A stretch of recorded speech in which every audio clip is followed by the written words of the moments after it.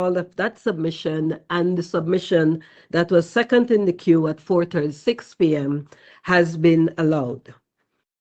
I am also using this opportunity to share that I am revisiting the interpretation and practice of dealing with submissions under the standing order, considering the great interest in it, and will be issuing a practice notice for future reference. For today, the approach will be that the motion for the request for leave for the Senate is, once it is given, will be placed for the hour of the at the hour of the adjournment.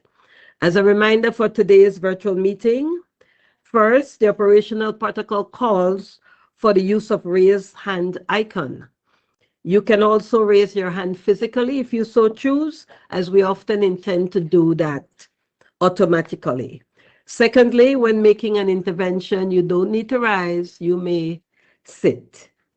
Having said all that, I now move to the presentation of reports from Select Committee. I recognize the Honorable Vice President on behalf of the Chairperson of the Standing Committee. Honorable Vice President.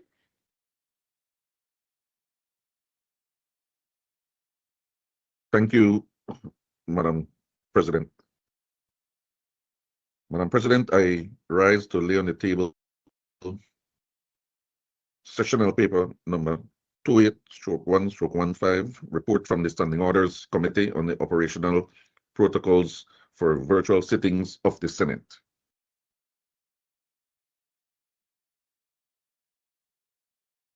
Honorable members, that report is ordered to lie on the table. Motions relating to the business or sittings of the Senate. I recognize the Leader of Government Business. Madam President, I move that at its rising today, the Senate adjourn to a date to be fixed by the President. Honorable members, the question is that at its rising today, the Senate adjourn to a date to be fixed by the President. All those in favor, kindly say aye. All those in favor, kindly say aye. You may unmute your mics or raise your hands. Those against, kindly say no. The ayes have it. Public business, government business. Bills for second reading. Madam President, I recognize the Leader second of reading Government a bill for an Business. act to repeal and replace the Legislative Assembly Powers and Privileges Act to declare and define certain powers, privileges, and immunities of the National Assembly and of the members and officers of such assembly, to secure freedom of speech in the National Assembly, to regulate the admittance to the precincts of the National Assembly, to give protection to the persons employed in the publication of the reports and other papers of the National Assembly, to provide for matters connected therewith or incidental thereto. Madam President, very briefly, senators, I believe, will appreciate that we are today debating a bill that seeks to repeal the Legislative Assembly's Powers and Privileges Act. In fact, it's an ordinance. It was actually enacted in October 1962. That is, before self-government and at a time when only the Legislative Assembly existed. There was no Senate. Looking at the history of that ordinance, it has never been amended. In short, it does not suit the reality of our Parliament today. And therefore, after much work, the bill that is before us has been brought to the National Assembly in order to modernize the legislative framework that governs our work, that governs work of the Senate, the House of Representatives, committees of both houses, and joint committees. Most important, it continues to ensure that there is freedom of speech in the Houses of Parliament and committees, and it permits senators, and I speak for this House, senators to speak frankly, openly on public matters that are before the Senate meetings or before committees, and to be protected from exposure for defamation if someone feels grieved by what is said. Madam President and colleagues, that privilege which is being granted to us also imposes a duty on us to exercise moderation, discretion, and to ensure that we do not unfairly target persons simply because we are privileged to speak without recourse. So whilst we enjoy the freedom of speech in the National Assembly, which we should exercise to the fullest, we should do so responsibly. The second point I wish to raise is the fact that committees of the Senate in particular have had difficulties in bringing witnesses and securing documents to bring them before committees of the Senate. What this bill proposes is a new regime that strengthens and gives power to committees to make requests or issue summonses to witnesses for documents to be brought, and to have, one, some immunities, but more importantly, a very clear regime to address persons who are required to appear, who are required to answer questions, and people who are required to produce documents. Where the Senate committee believes that that is not being done, not being respected, there are remedies and enforcement measures in the legislation. In short, I think we will all agree that the bill modernizes our procedures, it makes our work more transparent, and it also makes our work more effective. I therefore commend the bill to colleagues. Thank you, Madam President.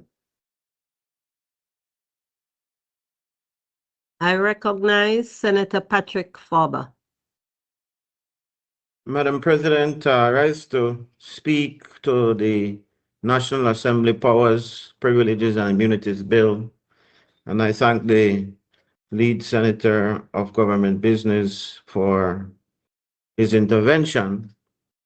And I want to say from the onset that I, along with the members of the opposition, embrace the need for the updating of this very important piece of legislation.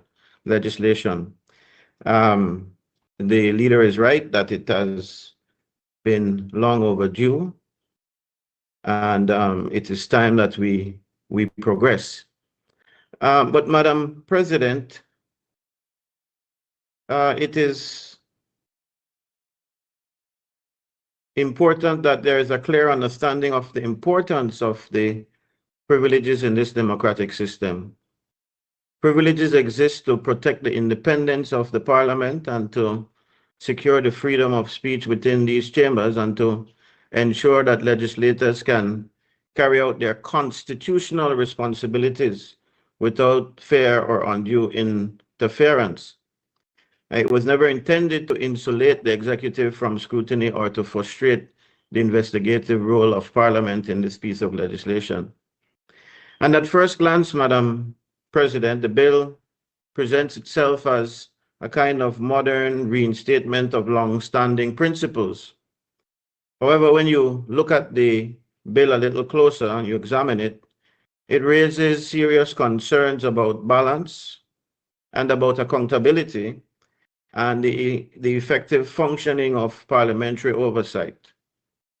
The bill expands powers to summon witnesses, as the leader of Government Business just said, and also to summon documents, but it is simultaneously introducing provisions that significantly weaken the very powers that it purports to improve.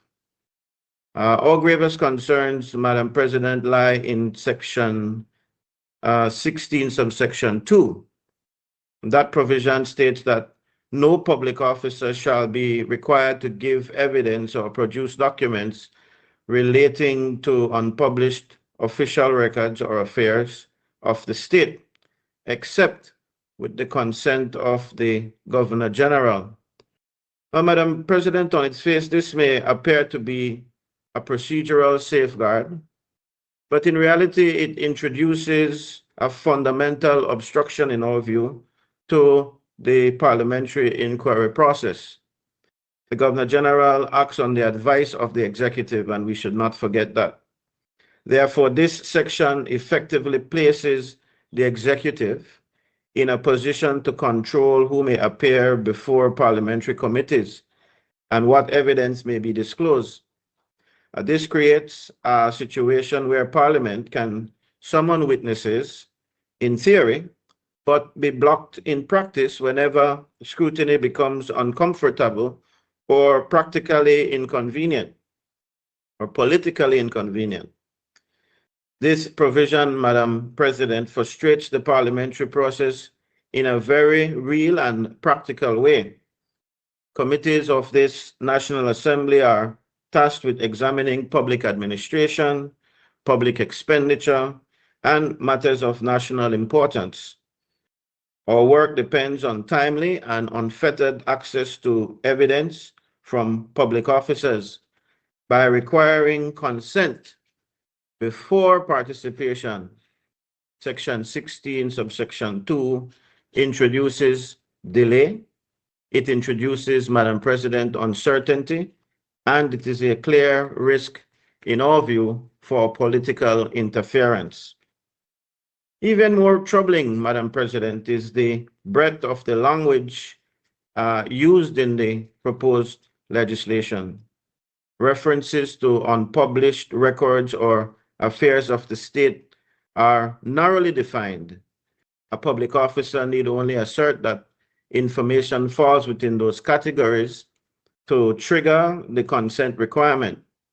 And this creates an incentive for overclassification and silence rather than cooperation and transparency. The result, Madam President, in our view, is a serious imbalance. Earlier sections of the bill empower the chambers to summon witnesses, as you heard the leader of government business say, to compel attendance, and even to issue warrants in cases of refusal. But subsection 16(2) then quietly neutralizes those powers by inserting an executive gatekeeper at the point where accountability should be the strongest. The Senate, in particular, has a constitutional role, not a regular role, as a reviewing and accountability body. This provision weakens that role. It shifts the balance away from the legislative oversight and toward executive control. It undermines confidence that Parliament can independently examine the actions of those who govern. Parliamentary privilege, Madam President, properly understood, should enhance transparency while respecting narrowly tailored exceptions for genuine national security concerns, and we can appreciate the need for that very much. But what this bill does, Madam President, instead is reverse that principle by making disclosure the exception and executive consent the rule. This bill is to serve democracy rather than diminish it. Section 16, subsection 2 must then, Madam President, be reconsidered. At a minimum, its scope should be limited to clearly define national security matters. Refusals should require written justification, and there should be a mechanism for parliamentary or judicial review of such refusals. Parliament must not be asked to voluntarily surrender its own oversight authority. Madam President, the Senate should be cautious of any legislation that weakens its ability to hold power to account. As currently drafted, Section 16(2) frustrates the very purpose of parliamentary privilege. It requires amendment if this bill is to truly protect the integrity, the independence, and the effectiveness of the National Assembly. So while, Madam Speaker, generally we support its introduction as a way of making anew the protection for speech of our senators and our public servants to some extent, we cannot on the opposition side support this bill in its current form unless we can see some amendment to to Section 16(2). Thank you, Madam President.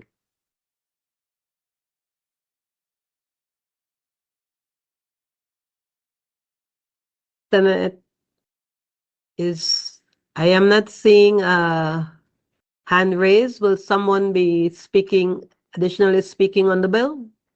I have my hand raised, Madam President. It's a learning experience, Senator Herrera. We are getting used to this. And I recognize Senator Kevin Herrera. Thank you, Madam President. Good morning, colleagues. I rise today to speak on the National Assembly Powers, Privileges and Immunities Bill 2025. Madam President, like the leader of the opposition business mentioned just now, there are some good aspects to the bill, but for reasons that I will be getting into in my presentation, I will not be able to support this bill in its current form. Madam President, on paper, this bill purports to define our powers, but if you look closely, if you truly scrutinize it, we see that it actually does the opposite. It dilutes, frustrates, and ultimately neuters the constitutional mandate of this upper house in providing oversight to the executive branch of government. We all know, Madam President, that under Section 61A(2)(d) of the Belize Constitution is the bedrock of our authority. It empowers the Senate to inquire into any matter of public interest or concern. That is our charge. That underlines our power, Madam President, to be a watchdog, to investigate corruption, to demand accountability from the executive. But to do that job, to investigate, we cannot be legislatively and procedurally handicapped. We need speed and we need the ability to compel compliance. We saw that in the last Senate hearing that we had, Madam President, where it became very difficult for the committee to carry out its mandate, given the constraints we had. This bill, Madam President, gives us none of those things. Instead, it introduces bottlenecks, weak penalties, and loopholes that leave us toothless in the face of our recalcitrant executive. Let me take you through the specific weaknesses that make this legislation dangerous to our democracy. The affairs of the state loophole, Madam President, I think is the most serious of them. This is perhaps the most debilitating clause in the entire bill. Clause 16(2) states that no public officer can be compelled to produce documents if they claim the matter relates to affairs of the state, unless the Governor General consents.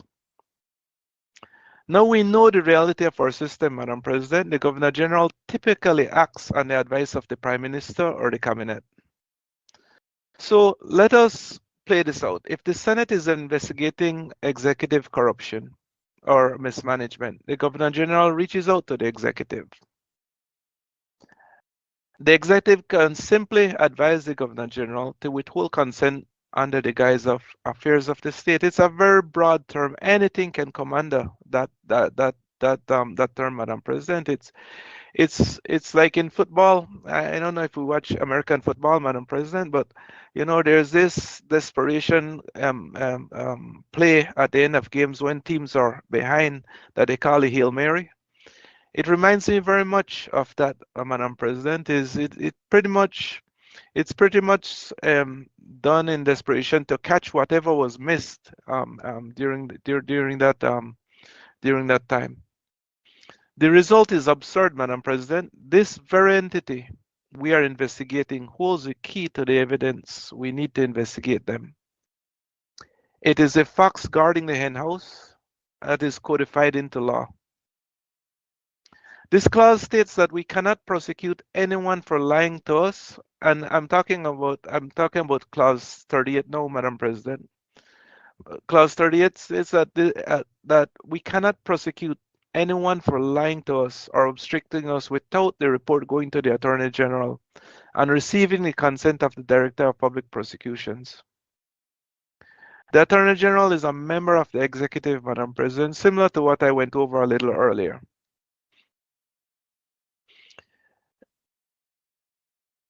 And are we expected to believe that the Attorney General will eagerly facilitate their prosecution? This creates an inherent conflict of interest, I believe. It gives the executive a veto over our enforcement powers. And then if we look a little farther on the clause 14, Madam President, I believe Parliament should have the power to address contempt immediately. This bill outsources that power to the judiciary under clause 14.1. If a witness refuses to answer, the President may refer the matter to the High Court. Note the word may, Madam President. It is discretionary. If a future president, and I'm not speaking about yourself, but if a future president is partial to the government or to a witness, they can simply refuse to make that referral. This again handicaps the committee, the committee to further investigate and to move the process forward. Furthermore, we know the pace of litigation. Senate inquiries are time sensitive. We saw that in the last Senate investigation we did, Madam President.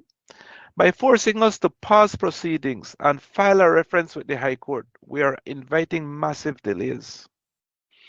A hostile witness can simply sit back and refuse to answer, and knowing the legal process will take months or possibly even years. By the time a ruling comes down, the political momentum is dead, but even more so, the session of Parliament may have come to an end, and thereby kill our report, like what we saw, in the last Senate investigation we did.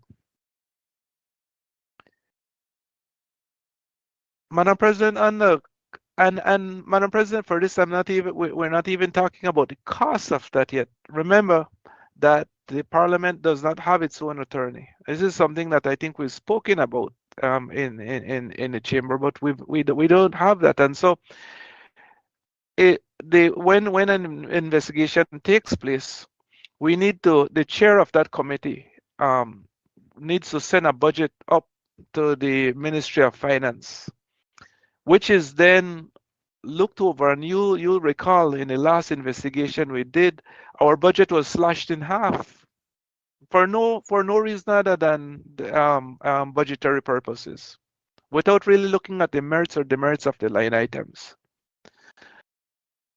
Madam President, again, taking us through that whole court system really puts future investigative committees at a major disadvantage, and it's certainly something that I think causes significant concerns and prevents us from supporting this bill. Now, under clause 22, Madam President, if a witness refuses to show up to the Senate, the maximum fine is $750. Again, that's a paltry sum, Madam President, given the gravity of some of these issues that would likely be investigated in the future. Madam President, if we're investigating a multi-million-dollar scandal, a scandal involving theft of public funds, do we honestly think that $750 fine will act as a deterrent? Of course not. For a corrupt actor, that is not a penalty. That is petty cash expense, and it is a cost of doing business. It turns non-compliance into triviality rather than serious offense against the Constitution. Madam President, regarding warrants, again, this is something that we dealt with quite significantly in our last investigation. These clauses grant witnesses the same broad privileges that they would have in a civil trial. While we respect the legal privilege, Madam President, a parliamentary inquiry into public funds should, I believe, be different. This broad definition invites witnesses to hide behind excessive legal technicalities, bogging us down in arguments about privilege rather than getting to the facts, bogging us down with high legal costs and further bogging us down when we have strict time limits to complete the process. In conclusion, Madam President, this bill appears to provide some structure, but in practice, it places the executive and the judiciary as barriers between the Senate and the truth.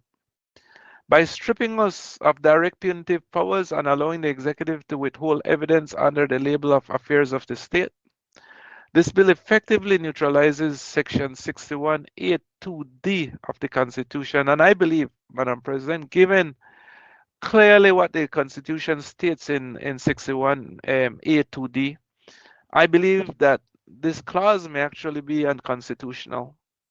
It turns the Senate from a constitutional watchdog into a bureaucratic committee that can request answers, but can never demand them. We cannot accept a bill that renders us toothless, Madam President, and so I urge my colleague, while we're not strictly doing this to oppose the current administration, but I think that we want to make sure that future committees that are investigating any type of issues of public interest, Madam President, can carry out that function. And I really don't believe that it will be able to happen under the current bill for reasons I just stated, Madam President. Thank you. Thank you, Senator Herrera. I see Senator Chanona. Senator Chanona, you have the floor. Good morning, Madam President. Good morning, colleagues. Madam President, at the outset, let me state that I too have a constitutional concern to aspects of this bill. I don't think it's lost on any of us that it is indeed historic that we're looking at a legislation 64 years old. Some of us may be a little older than that, but I digress.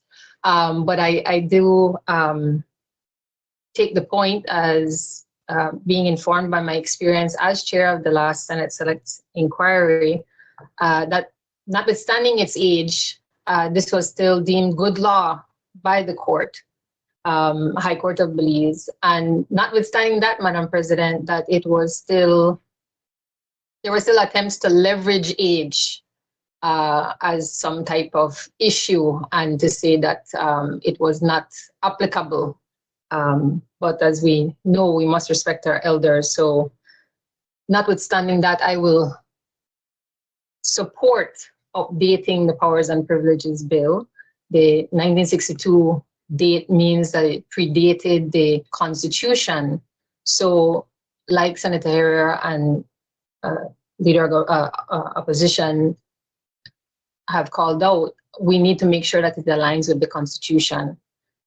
As part of my research, Madam President and colleagues, I looked to different pieces of legislation in other Commonwealth parliaments, particularly Jamaica and Trinidad and Tobago.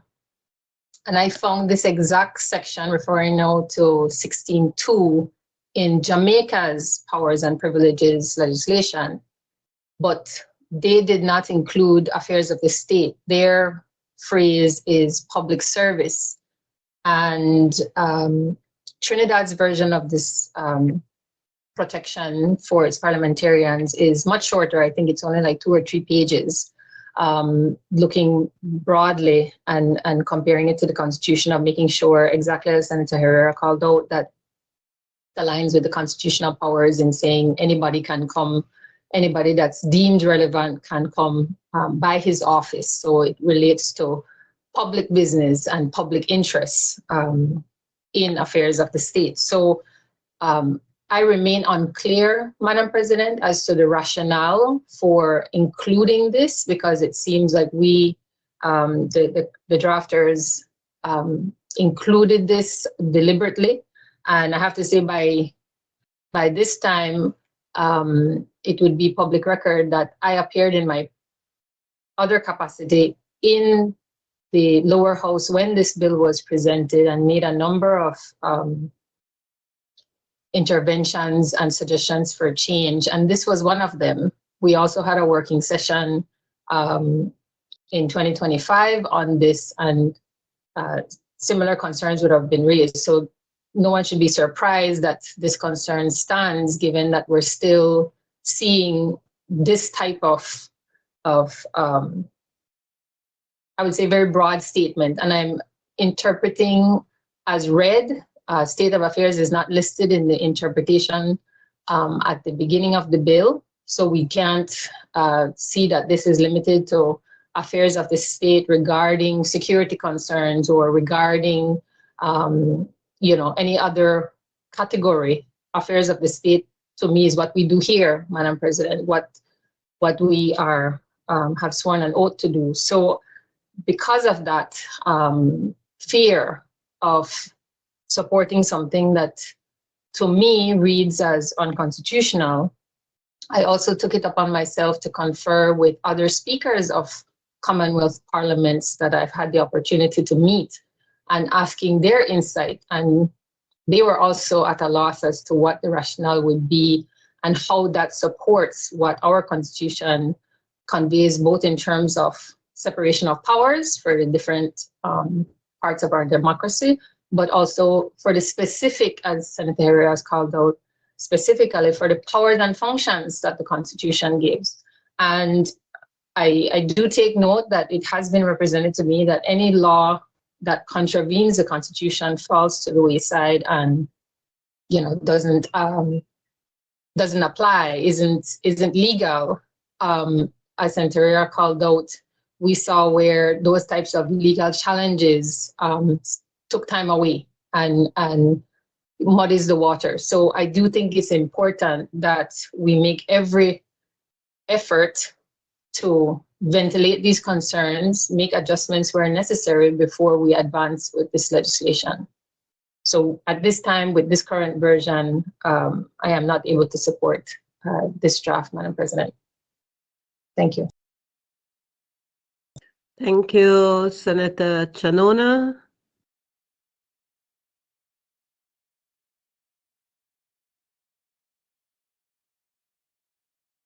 I recognize Senator Lewis Wade.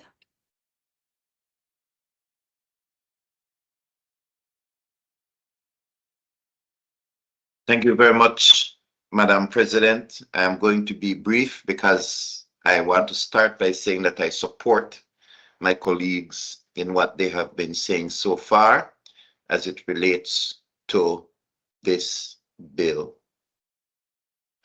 I too was a part of the working session that was held in Belize City, and I brought up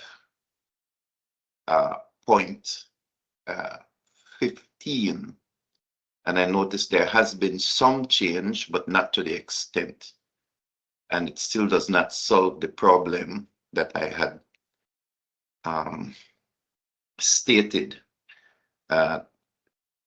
Number 15 says every person summoned to appear before either chamber, a committee, or a joint committee in accordance with Section 9 may be represented by an attorney at law, provided that the attorney at law is not a member or officer of either chamber. The wording of this particular legislation is present tense. It says, provided that the attorney at law is not a member or officer of either chamber. The example that I brought up had to do with a former member of the executive who clearly was at one time sitting in the chamber, that executive member is no longer in office, but is still an attorney at law. And in a previous Senate Select Committee investigation, that former executive, who is currently an attorney, appeared as the attorney for an individual who was summoned before the Senate Select Committee. And in my opinion, the questions that were being raised were related to the term of office that that particular attorney at law, who is now representing the person being questioned, he was representing that individual. I believe it should never have happened, and I believe it should never again happen. And the way this legislation is written, it is only if that attorney at law is currently in the chamber that he wouldn't be able to make representation on behalf of a person. I had brought it up, and as I said, I believe, without mentioning names per se, that it also should refer to a former member of the chamber, if at least that particular former member was involved directly or indirectly with the matter that is being investigated. So that relates to 15. And then I also take issue with 16.2. And I believe that all Belizeans should pay very close attention to what is being argued, why Section 16.2 is being flagged by my colleagues, where it states no public officer, except with the consent of the Governor General, shall be required to produce before either chamber or committee any paper, book, record, or any other document, or to give before either chamber or a committee any evidence on that matter. And so I do agree and believe that it beholdens the Senate to the Governor General as it relates to what can and can be said by a public officer when certain questions are asked. And based upon my observation, the Governor General does not have a full cadre of professionals that can help him or her make that determination. And that Governor General then must depend upon the existing public service, be it the Attorney General or others, that may be a part of the investigation itself. And so I am not satisfied the way it is currently written, that the Senate in this particular matter, like those who the Senate would like to call to make representation or to make a presentation before the Senate, must first gain the approval of the Governor General. I have, since my short time being a senator, listened to multiple of my fellow senators complain about what happened in the last Senate Select Committee investigation. When does the Senate approve an investigation? It is when the people of Belize demand answers, and those answers are not forthcoming. So And I dare say I believe that we are either there or heading there again. And so we need to ensure that the legislation is written in such a way that Belizeans are able to get the answers that they are asking. And Section 16.2, in my opinion, seeks to place very heavy fetters on the Belizean person's desire to get to the truth of a matter. And so what happened in some of these previous Senate Select Committee investigations must not happen again. If we are going to do justice to the people of Belize to ensure that the Senate is able to carry out its responsibility to get to the bottom of matters, then Section 16.2 needs to be clarified. I believe it needs to be clarified too in that statement that says affairs of the state. I mean, the Senate is also responsible to ratify treaties. I believe that we are privy already to sensitive information. And if we are going to get to the bottom of certain matters that provoke the Belizean psyche, then there needs to be a clearly defined inclusion of what we mean by affairs of the state, so that it is not used as another opportunity to frustrate the Belizean public in trying to get to the bottom of a matter. And so the way this particular bill is stated, I am not prepared to support it until we are able to get clarity on these matters. Thank you, Madam President. Thank you, Senator Wade. I recognize Senator Hector Guerra. Thank you, Madam President. And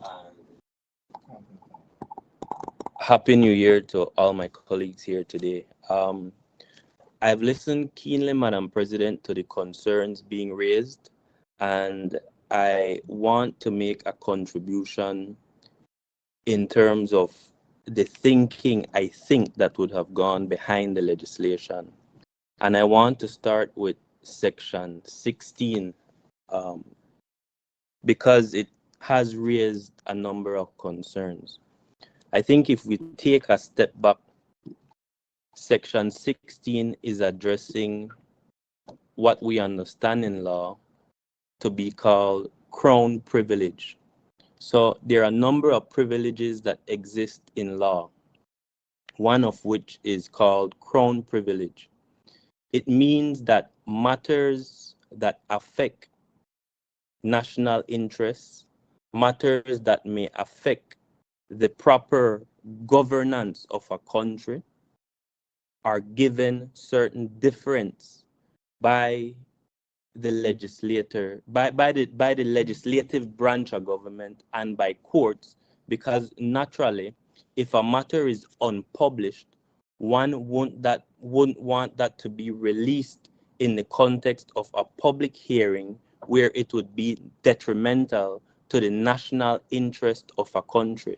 For example, there may be ongoing negotiations between two states that may be pertinent to an ongoing public hearing, but because it hasn't been concluded, it may be detrimental to release that information. So I want to start with that, framing it by understanding what Section 16 is trying to protect. It's trying to guard the state against the revelation of evidence that might affect proper governance. That's number one. On the issue of why it is that the Governor General has to approve this, and it's circumscribed. If one looks at Section 16, it says the Governor General has to consent to these books, papers, etc., that relate to matters of records of any naval, military, or air force or civil department, or to relate to any affairs of the state. The Governor General needs to approve this in law because privilege, Madam President and members, privilege can only be waived by the beneficiaries of the privilege. So when the Governor General consents to it in these circumscribed matters, it's because the Governor General is speaking on behalf of the state and it's saying, fine, we can release this very important information that may affect the governance of the state. So that is why the provision is saying that the Governor General has to consent to the release of that information. The third matter that has been raised with Section 16 has to do with the term of art called Affairs of the State. I hear Senator Chanona and I hear Senator Herrera, and I believe Senator Farber raised it. The legislation could have provided the definition, but that by itself does not mean that it isn't a term of art in law. Madam President, with your permission, I'd like to read from a decision that considers what affairs of state means. It's a term of art in law. It has a certain definition. And I'd like to read from a decision from an Indian case which I quickly found. It's the State of Punjab versus Sukhdev, and it's a 1960 decision. And it's interesting because the provision that we're looking at today, in fact, emanates from what is the English Evidence Act, which found itself in the various colonies. So it would have found its way into Jamaica, into Trinidad, etc. But it says, what are the affairs of state under Section 123? Affairs of state would have meant matters of political or administrative character relating, for instance, to national defense, public peace and security, and good neighborly relations. Thus, if the contents of the documents were such that their disclosure would affect either, and I underscore, the national defense or public security or good neighborly relations, they could claim the character of a document relating to affairs of the state. There may be another class of documents which could claim the said privilege, not by reason of their contents as such, but by reason of the fact that if the said documents were disclosed, they would materially affect the freedom and candor of expression of opinion in the determination and execution of public policies. So the point that I'm trying to bring across is, while I hear the concerns, I'm sure the drafters behind the piece of legislation have no malintention. It is simply that in this sphere of legislation that exists, there are certain terms of art that are common. There are certain things that exist, and the provenance of this is simple. It is crown immunity, one. It is the state that would have to waive that, which is why the Governor General has to consent to the revelation of the information. And importantly, three, the reason the provision exists is because it is attempting to protect the state against the disclosure of information that would affect proper governance, Madam President. The last point I want to raise in terms of this Section 16.2 is that it is not for the presiding officer or the chairperson to decide ultimately whether the information will be allowed or not. There is an ultimate backstop which is placed within the legislation, and that's found at section 14.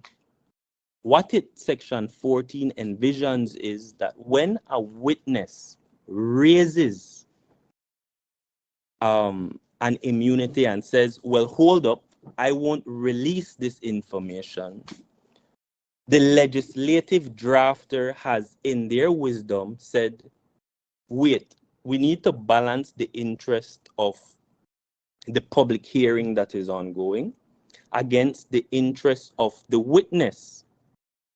And if we need to balance that, then it can't be a decision for any of the parties involved in the ongoing hearing to decide whether that information will be released. So what it does is it escalates it to a third independent party, which is the judiciary. So the ultimate backstop is for a court to then decide whether in fact the crown immunity, which I just alluded to, exists, Madam President.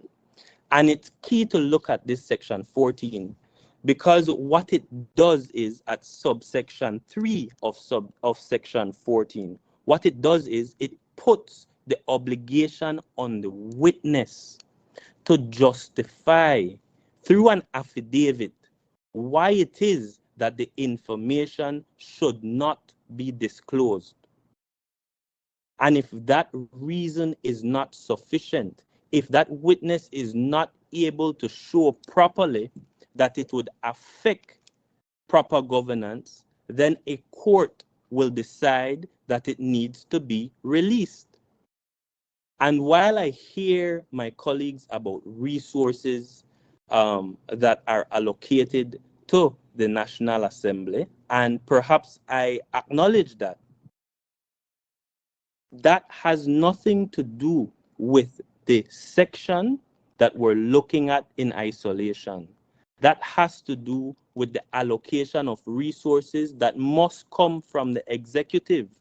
So in addition to a proper legislative framework, there must be sufficient resources allocated to the National Assembly to get the job done. I acknowledge that, but you can't take the section and say, well, it doesn't make sense. You see, what it's trying to do is to balance interests and to ensure that there is an impartial arbiter that exists, which is the court. So those are my points on section 16. In terms of section 38, I believe, which has to do with prosecution.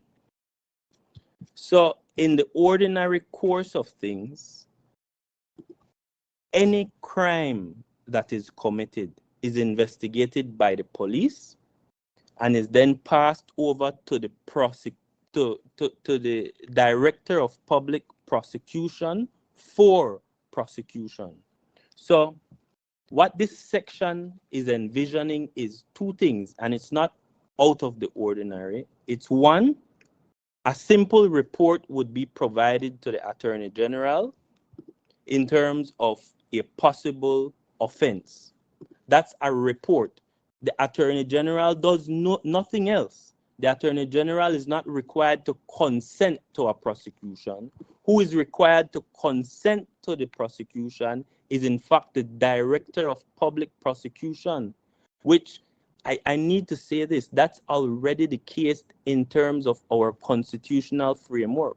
The Constitution of Belize provides that it is the Director of Public Prosecution who looks at evidence, who decides whether there is enough to institute prosecutions in Belize. So that's not out of the ordinary.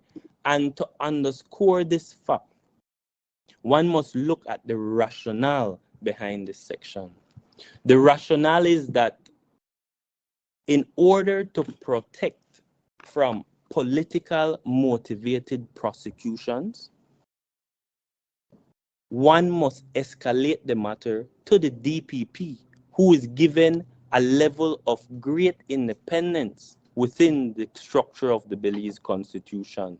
It's free from political motivation. The DPP is charged with looking at evidence, and if there is enough there, with bringing a prosecution. The third point that I want to address has to do with Section 22.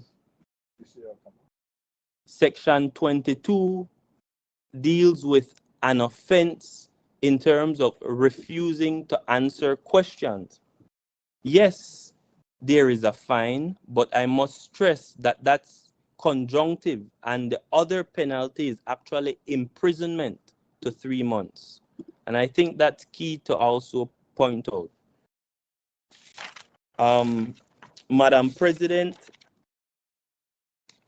I think those really are my points. I think, and I thank you.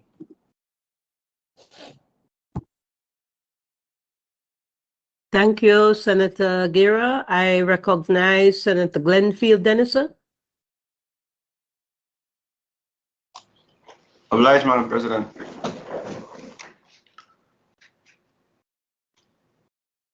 Madam President, can you hear me? Sorry.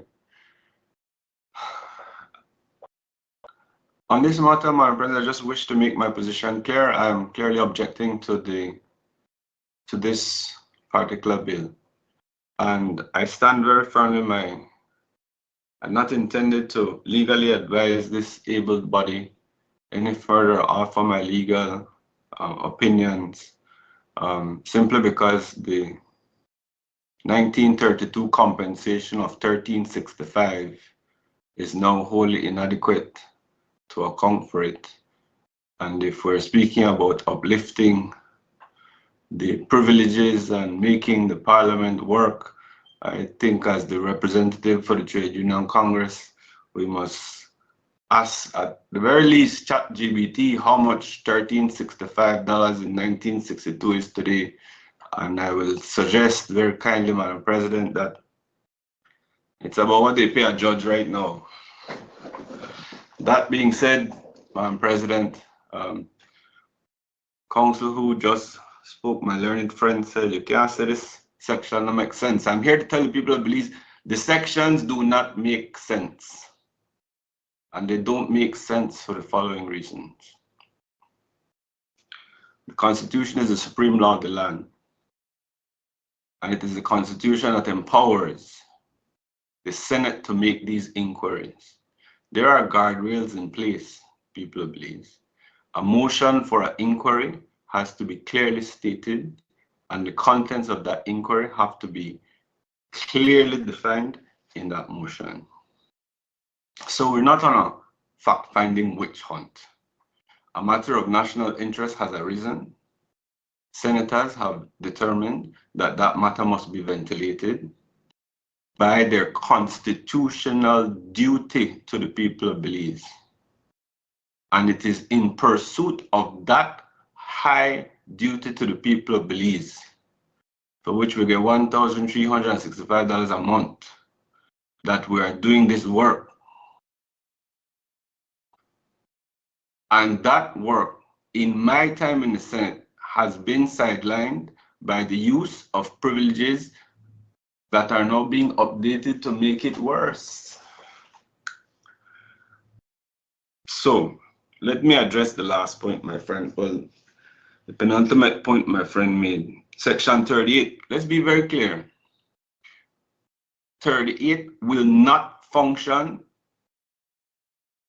if there is no report produced. One, a report has to be produced to the Attorney General. That is an ultimate stop. You don't want a prosecution to go ahead, you don't produce a report. Simple. In the event you produce a report, you then need the AG to issue a certificate to say that the section has been complied with, and you, Madam DPP, can go ahead and see if you consent to this prosecution. So there are 2 layers before Madam DPP gets to decide whether there will be a prosecution. 2. That does not make sense. Section 16. I think my friend and colleague Senator Herrera dealt with 16 very well, and I don't need to repeat it. But the separation of powers requires, in my humble view, when the legislature is investigating a matter of national importance, that it is not fettered in any way by any outside agent, especially not any in the executive whose actions are being investigated. As it relates to the judiciary, people of Belize may not know, but these inquiries are time sensitive and can be terminated by the legislature simply closing down. Like we had an early election last session, that closed down our inquiry. Let's be very clear. So, we are speaking from experience to the people of Belize to say that this one can't fly.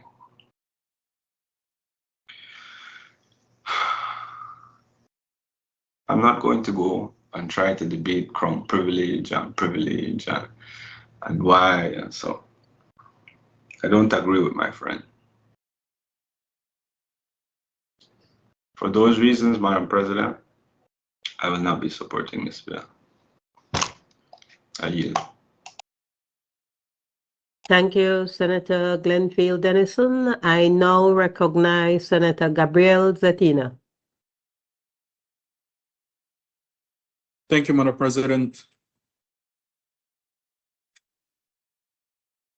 I will make this very short because I believe my colleagues have stated one of the major concerns. A bill that, to me, goes to the very core of how Parliament functions and how accountability should be enforced, and how the Belizean people view this institution. And I must say from the outset that while I support modernizing outdated laws, I cannot support any law that weakens accountability, especially in a time when the Belizean people are clamoring for transparency and answers. When I took on this job, Madam President, I came along with my colleagues to seek what is best for the Belizean people. It is my constitutional right to do my job and to do it right. And Clause 16, to me, doesn't sit well.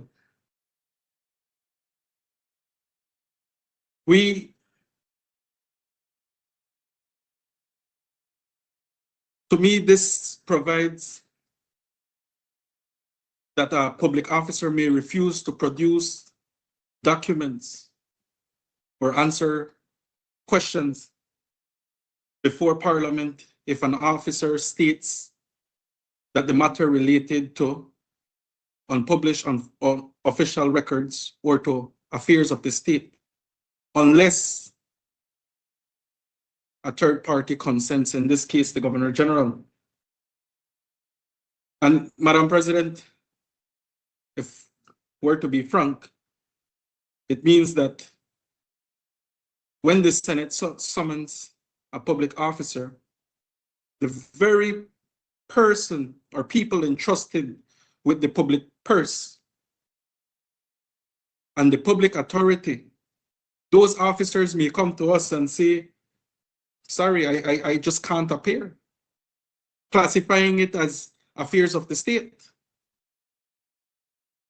That means Parliament has no power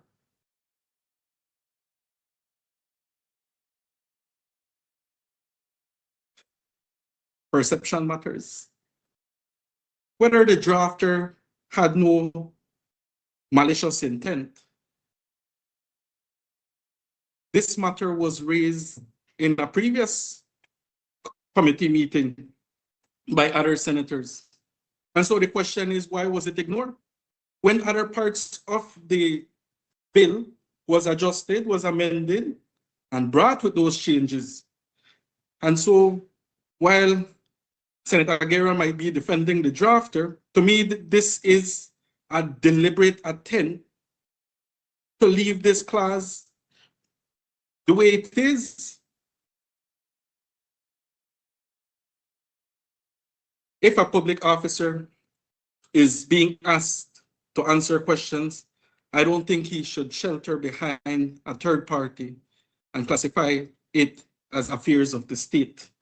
And so I will put it bluntly, I cannot support this bill in its current form unless it is amended to ensure that the Senate can do its job and do its job properly.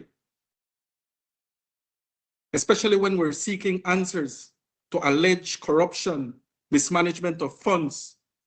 I cannot lend my support to a legislation that does the opposite of that. And Madam President, I take this time to request for a division in our vote. The Belizean people expect this Senate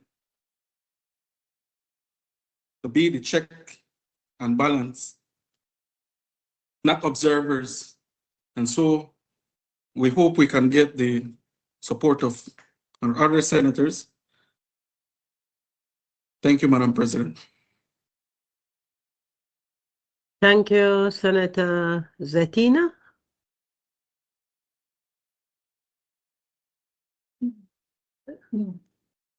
I do not believe we have any other. Oh, Senator Pitts. I recognize Senator Sheena Pitts. Thank you, Madam President. Just ensuring that you're hearing me. Yes, Senator Pitts, we are hearing you. Thank you, Madam President. Good morning, colleagues. Good morning, Madam President. Happy New Year to all my colleagues. I trust that the time off was rejuvenating. This morning, I like to commend the efforts to modernize the ordinance. I also commend the leader of government business for taking the time to meet with us to solicit from us whatever our varying concerns on the bills were at that time. And what I can say is that it is quite unfortunate that we weren't all able to fully ventilate our concerns at that time. It is equally unfortunate that the concerns that were ventilated, they all, or most of them, the more substantial ones, were not properly reflected in this new iteration. And so in the greatest of effort, the time spent before now seemed to have gone for naught. And that is because we're now hearing how many of us cannot support the bill. I too join in not supporting the bill. And I do not join to not support it because it's not necessary. Updating the legislation is necessary. However, I think in the eagerness to make proposals and provisions to ensure that any future inquiry is effective, it is my humble position that the attempts were overzealous, and the overzealous attempts to ensure that any future inquiry does not repeat the kinds of things that we saw before is what is causing the proposed bill to have some difficulty. One, two, the overzealousness perhaps overlooked some of the caution that ought to have informed some of the provisions in terms of the constitutional backdrop. And 3, what exactly is meant to be achieved by changing some of the provisions to ensure any future inquiry is effective? And in no particular order, I begin by saying the main objective would be in any future inquiry that where there is a question or information that ought to come before a commission, that there should not be any one person or persons who can conduct him or herself in such a way to prevent that information or disclosure to come to the commission. And so on the one hand, some of the proposals and provisions are geared towards compelling persons to do things in circumstances where they are constitutionally entitled to take a particular position without paying due regard to looking at objective means to ascertain and receive the information without the person. So for me, in the round, looking at the bill, I ask myself, does the bill do anything to assist a commission in receiving information or disclosure independent of persons who are entitled to take certain positions as of right provided for in the Constitution? And my answer is no. And because of that, that is the reason why ultimately I cannot support the bill. Now, my colleagues before me have argued varying reasons why they couldn't support the bill. And there are some of the reasons that I can fully associate myself with for the large part. And there are my colleagues who have argued in favor of the bill. I take this opportunity to specifically say I cannot, will not associate myself with those views because those views are taken out of context of what the real perversion is of the bill, and it doesn't answer it. So when we legislate as legislators, we are to avoid ambiguity. To say that there is a term of art, a term of law that can be read or interpreted to mean one of two things is not good legislating. If the term can be defined, define the term and put it there. But even in the two definitions, as has been proposed by Senator Guerra on what affairs of the state could or could not mean, what he failed to appreciate is that the perversion lies within the prerogative of the person to determine what he or she ought not disclose or should not disclose, and inviting the consent of a governor general who is not equipped or has the complement to assist her in affording a consent. And that is the problem. If it is the commission is meant to compel disclosure, then disclosure is absolute in terms of the subject matter, save and except for national defense or security and that sort of thing. So there is no term of art in law that can be foisted upon a political prerogative, because ultimately that is what it could be, whether it is a UDP administration or a PUP administration. And one thing we must never do, legislate in such a way that the very legislation could come back and bite you, use against you, or use in a way that does not meet the purpose. And I don't recall that in any iteration, the white paper was provided and any kind of rationale was provided as to why there was a change or a difference in using matters of the state versus public service. And I do not think it wise for any of us to hazard a guess. At this stage, as legislators, we must be specific. We must know. And so this is not the stage where I would say, Madam President, I am prepared to assume, or I am prepared to glean from and say this is what it is, because what we ought not do and what we should do is guard against obvious areas of concern that we know later on will come back and frustrate the entire process. So we must pass this law today. There is some disclosure that is prevented, and then we go to court, however long that takes, for the court to say, I will take the term of law that means so and so, where there is no definition. I don't find that acceptable. And at this stage, we can do a little bit better than just rely on what we can assume, as opposed to make provisions for exactly what we want by simply adding a definition. So for me, separate and apart from that, the bill raises several credible constitutional and due process concerns. And that is when you assess it against the backdrop of our Constitution, common law principles of natural justice, and comparative Westminster jurisprudence. And I will just outline some of the aspects where there are concerns. Now, there are some things where it must be, there must be caution. There are some areas where it's constitutional vulnerability, and there are some areas where it's just offensive. The compulsion of witnesses and penal consequences. We've heard before us that there are penal consequences. A fine for recalcitrant witnesses, whether it's $750 or a fine and imprisonment.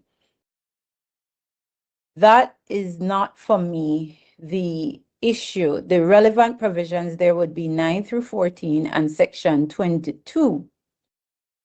The concern is on the separation of powers and procedural fairness. The bill grants the National Assembly powers that are quasi-judicial and coercive, compelling attendance, ordering arrest via warrant, examining witnesses on oath, and triggering criminal penalties for non-compliance.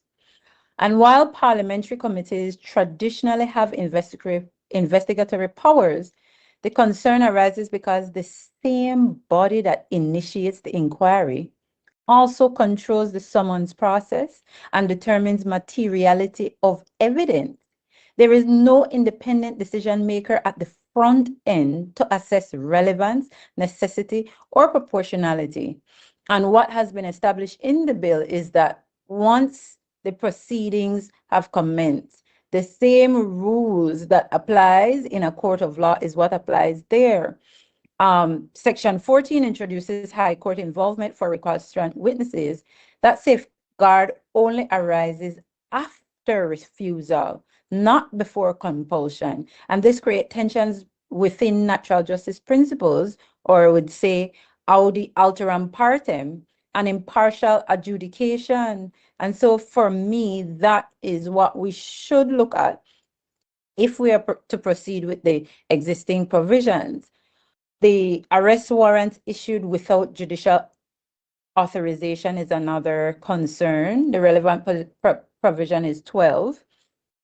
The deprivation of liberty without prior judicial oversight. Section 12 allows the president, speaker, or chairperson to issue a warrant to apprehend a person if service is evaded or the person fails to attend. But this raises a serious constitutional issue under Section 5, protection of personal liberty. And the key problem is that the warrant is not issued by a judge or a magistrate, but by a political office holder. Judicial oversight only arises later, if at all. And in constitutional terms, this is a non-judicial deprivation of liberty, which courts in our Commonwealth jurisdictions scrutinize very closely. And those comparative systems are like UK and Canada, which generally rely on courts to enforce attendance rather than direct parliamentary arrest powers. In terms of criminal offenses determined by parliamentary opinion, and the provisions for those are section 14(1) and 22, the concern is about the vagueness and the arbitrariness. Whether a refusal to answer constitutes an offense depends on whether the president, speaker, or chairperson considers the question or document material. And that raises two due process issues: subjectivity, materiality is not objectively defined, and two, lack of predictability. A witness cannot reliably know in advance whether refusal is lawful. Criminal liability that hinges on political or discretionary opinion rather than clearly defined legal standards is constitutionally problematic. Now, immunity from court jurisdiction. The relevant principles are 3, 4, 6, and 7. And I recall during the sessions with the leader of government business, he did direct his mind to developments in law in terms of how immunity is treated and how wide it can be, or the constraints it is now being looked at. I do not see, and please help me, leader of government business, whether or not the case law you directed your mind to and the relevant provisions being 3, 4, 6, and 7, if looking at the jurisprudence there, it matches up soundly with those sections. Now, the access to the courts. 3 excludes the president, speaker, and officers from court jurisdiction for acts done under the Act. Combined with Section 7, which is a restriction on service of process, this raises concerns under Section 6 of the Constitution, which is protection of the law and access to courts. Now, parliamentary immunity is constitutionally recognized. But absolute or near absolute immunity risk exists. So shielding unlawful or abusive exercise of power from judicial review or undermining the constitutional role of courts as guardians of legality. Our courts, and this is a general statement, we can't speak to what our jurists would do, but the courts are likely to read these provisions narrowly to preserve judicial review, but the drafting invites challenges. So it is better for us at this stage to take a step back and a sober look to see how it is we can revisit some of the provisions that would make absolute clarity or remove itself away from the concerns that will be inevitable should it get to the court stage. In terms of evidence inadmissibility and control over disclosure, relevant provisions being Section 17 and 18. The impact on fair trial rights. 18 broadly excludes parliamentary evidence from admissibility in courts unless permission is granted by the president or the speaker. The potential constitutional issue there is that a criminal defendant or civil litigant could be denied access to exculpatory or relevant evidence because permission is withheld by a political authority.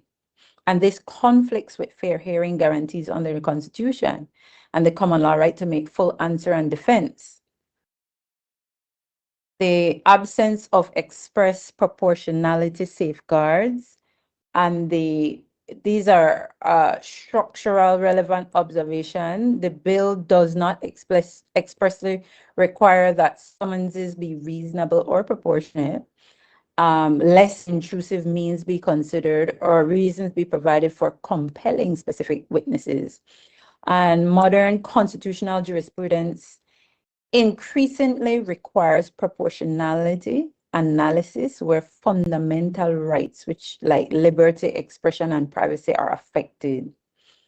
So the bill raises these constitutional and due process concerns regarding deprivation of liberty without judicial authorization, criminal liability based on political discretion, weak front-end procedural safeguards, potential erosion or access to courts and fair trial. There are many provisions that are still defensible in principle within our Westminster parliamentary framework, but we should not legislate in such a way that we cause courts to read down aggressive clauses to preserve constitutionality. And so the greatest constitutional vulnerability should be addressed before we think to pass any such bill. And on the criticisms of Section 16(2) particularly, I associate myself therewith. And if it is we are to take a particular position on what words and phrases mean, it is our responsibility to properly define them. And we are at the appropriate stage where we can legislate responsibly. And so I think if it is, if it can be saved before we just turn down the bill, we pull it back to say we work on it. But in its current form, Madam President, I do not support the bill. Thank you. Thank you, Senator Sheena Pitts. Leader, a recognized leader of government business.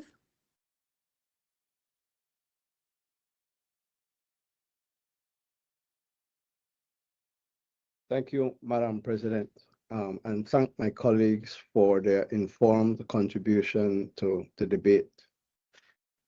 Let me start by saying I believe it is right and fair to say that all senators support the modernization of the legislative framework that governs our activities.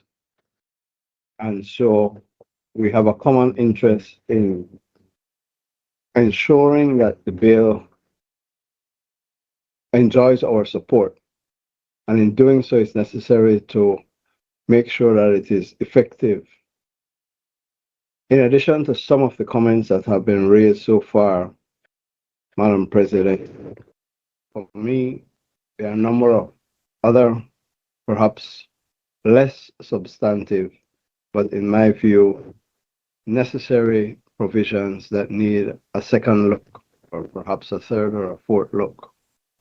With us, members to look at the definition section, simple things like the definition of member, which means a member of either chamber and in relation to the House includes the Speaker, but doesn't mention the Senate. If you look at the definition of Speaker, it says Speaker means the Speaker of a House and includes the Deputy Speaker and any member for the time being presiding over the House. When you look at the definition of President, it says President means President of the Senate and includes any member for the time being presiding over the Senate. Doesn't mention Vice President of the Senate. And I think if we are going to deal with these matters on an equal basis and respect both houses, those two clauses need to be addressed.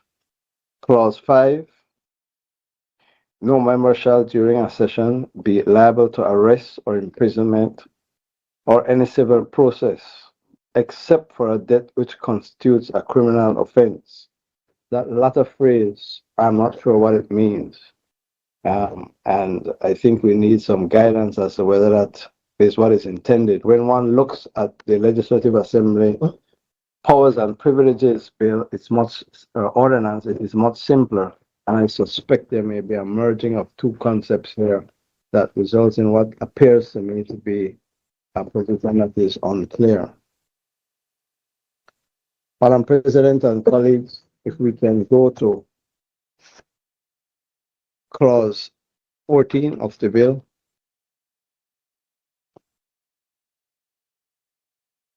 And specifically clause 14.4. A person who fails without lawful excuse to comply with an order made under subsection 3 which is an order of the High Court, commits contempt of court and may be proceeded against and punished accordingly. And this goes to one of the points that was raised by Senator Pitts. This whole issue arises in Parliament, and it is someone who is disrespecting Parliament. In order to introduce some independence, the question is referred to the High Court for the High Court to determine whether or not that person had a lawful excuse. If a person doesn't have the lawful excuse, in my view, it is a contempt not of the court, but it is a contempt of Parliament. Not because the court made the decision, it means that you're being contemptuous of the court. No, you're going through the process of the court to find out whether you had lawful excuse to take the position you took before Parliament. So again, I think that needs to be clarified. Again, when we go to Clause 15, I am interested to hear the rationale for this. I listened very carefully to Senator Wade's explanation and the factual matrix that he painted. I just say that one has to weigh against all of that the right of a person to choose his or her attorney. We can deal with that at a later date. When it comes to 16.2, in addition to the very substantive criticisms that have been leveled, I would add a question. And I heard Senator Guerra giving the rationale that he did, but I wonder whether the Governor General is the appropriate functionary of the state to be called upon to make this decision, because this decision is justiciable. And so you will be having cases against the Governor General where persons disagree with her decision one way or the other. Because it is likely to have some political flavor, i.e. some government is saying, I'm not going to release this. It may emerge out of some investigation into some government malpractice. So you're likely to have stakeholders, opposition saying, release this document, provide this evidence. And the government trying its very best for political reasons not to do so. That political debate, the hurly-burly of that debate, will have the Governor General at the center of it. And I don't know if that is where we want to go. Affairs of the state, again, we have to take a look at this whole section and to ensure that things that ought not to be in the public domain are not put in the public domain. That is not inconsistent with disclosure. Disclosure, as my colleague attorneys will know, is sometimes made in court in what we call in camera.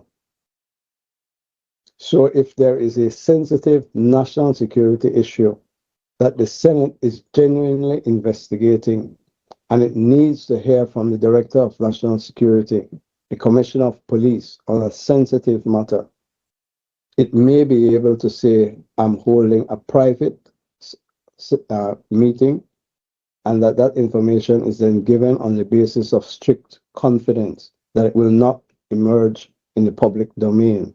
So we need, in my respectful submission, to revisit this section to achieve a balance between disclosure and protecting what is genuinely in the public interest. Very quickly, clause 22.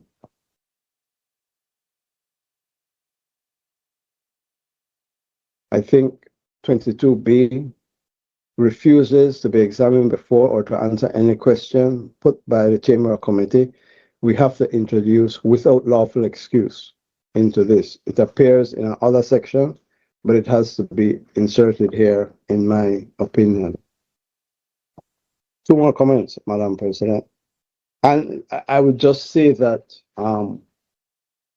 I don't recognize the rationale for the various fines. They don't seem to be consistent to me, but without going into that at this point, it's something I think that needs to be addressed. What I don't understand is clause 23. In clause 23B in particular, as it is worded, it does not appreciate that people, not everyone takes an oath. Some people might want to affirm, some people might want to do respect for some other religion. And when you look at A and B, it says a person who, in the course of giving evidence before the committee, willfully makes a statement material to the subject matter before the chamber or committee, knowing a statement to be false or not believing it to be true, commits an offense. And if the statement was made on oath, is liable on conviction, on indictment, to imprisonment for 7 years. B, if the statement was made otherwise than on oath, liable on conviction by a court of summary jurisdiction to a fine of $3,000. Well, everybody's going to say, I'm not going to swear on oath, because the exposure, if you affirm, is less, far less than if you take the oath. And I don't think that is the intention of the section. Madam President, colleagues, finally, clause 37. For the purposes of this act, it shall be lawful for the person who fills the office of Speaker at the time of the dissolution of the House to exercise all powers conferred by this act on the Speaker until the House is again summoned. It has forgotten the President and the Senate. So where does that leave us, Madam President and colleagues? Clearly, the bill does not enjoy the support of the Senate. I will not, Madam President, ask that the question be put. I will ask that the matter go to committee so that we can re-engineer and hopefully reach a consensus. I say one thing to colleagues, and I don't say this with, I say this merely for us to bear in mind that some expedition is needed. Until a new bill is passed, we are operating under the Legislative Assembly Powers and Privileges Ordinance with all its defects. So I say expedition, and let's work in a cooperative way to try to fix this and send it back to the House with the support as broad as possible of the Senate. Madam President, I ask that this matter be left in committee for further examination by senators. Thank you, Leader of Government Business. The bill will be referred to the committee for further examination and consideration. I recognize the Leader of Government Business.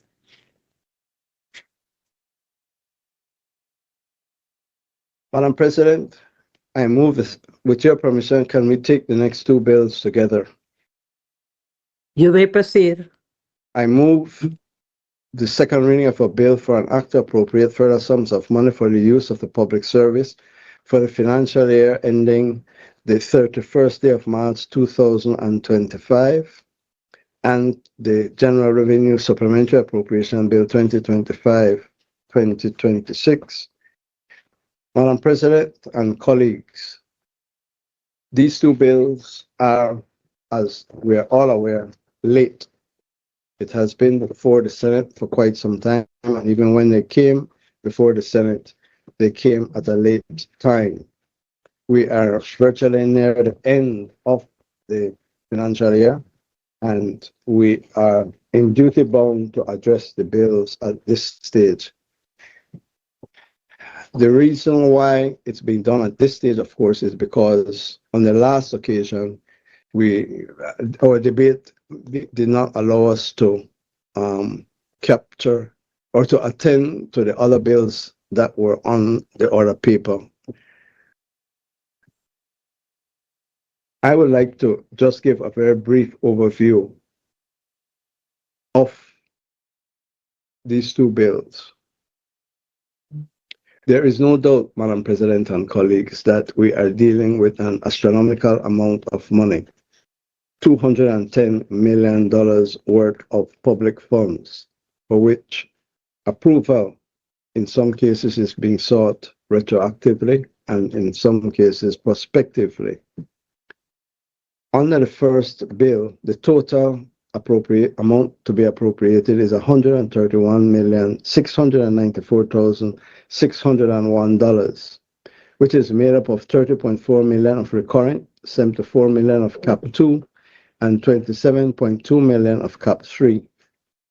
Under the second supplementary appropriation bill, the total amount appropriated is $78,752,546. That is broken down into $20.5 million recurrent expenditure, $49.25 of Cap 2, $49.25 million for Cap 2, and $9 million for Cap 3. Without going into the details, because I'm sure colleagues will go into this in detail, Madam President, there is a combination of salaries for public officers and security officers. There is expenditure in health in the University of Belize, the Ministry of Sports, and passports, for example. Most importantly, there are investments for increase in the police department and for the Ministry of Rural Transformation, Community Development. The blue economy, Madam President, and disaster risk management is getting an additional $1.5 million. A substantial amount of road works is programmed in these two bills throughout the country. In San Ignacio, Enquevejo, Santa Familia Bridge. We have the Orange Walk Town to Kenny Grass, Bullet Tree to Spanish Lookout. Substantial amount was appropriated for the National Assembly retrofit and for Ladyville road work. So there is a significant amount of funds being spent out of Cap 2. When it comes to Cap 3, Madam President, again, we have roadworks, social investment fund, sustainable development, etc. All of these expenditures are monies which we are required to bring to the National Assembly for approval because they were not approved in the original supplementary, or not supplementary, the General Revenue Appropriation Bill, which we passed last year. As I said, Madam President and colleagues, this is required by law, and late though it is, we have brought it so that the National Assembly, and in this case, the Senate, can examine the appropriation figures and I hope support it. Thank you, Madam President. I recognize Senator Patrick Farber. Madam President, if I may seek some clarification before I get into my comments on this or these two bills. So it is that when you ask for a vote, that vote will go for both of these bills since they're being taken together? Is that the intention?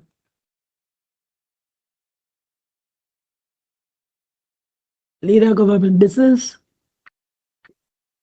I'm in the hands of the Senate, Madam President. We can either do it together or we can do them separately. Well, we had agreed that we would move them together. That Senator would be my Farber? preferred position. Well, the reason that I would object to that, Madam President, is that we've already seen a trend when these bills were debated in the House of Representatives. In fact, the government went to great strains to paint the leader of the opposition as supporting, or sorry, as not supporting elements of one of the bills simply because things were lumped together in a format now that is being increased when they put the two bills together. And that was, in my view, very reckless on the part of the government, and I would want to stave off any such blame, if you will, and lumping together of all of these issues simply because you might not support one element. There may well be some good elements in one of the bills that you want to support and that you don't want to support in the other one. And so to me, this is not the right way to do it. Let me say, Senator Faber, that while we will debate the bills together, the questions will be posed separately. So there will be two separate questions posed for two separate bills. So you'll get to share your ayes or nays on each bill individually. Absolutely. But it will be debated together. Yes. Guided, Madam President. Since the commonality is the appropriation bill. Guided, Madam President. So, Madam President, to me, there are two major things that come out with these appropriations. Firstly, it can mean that the government has not planned properly. And I hasten to remind colleagues, or to make colleagues aware, if they are not yet aware, that in fact, when it is we bring the supplementary appropriation, the one for 2024-25, that this is number two. This is number two.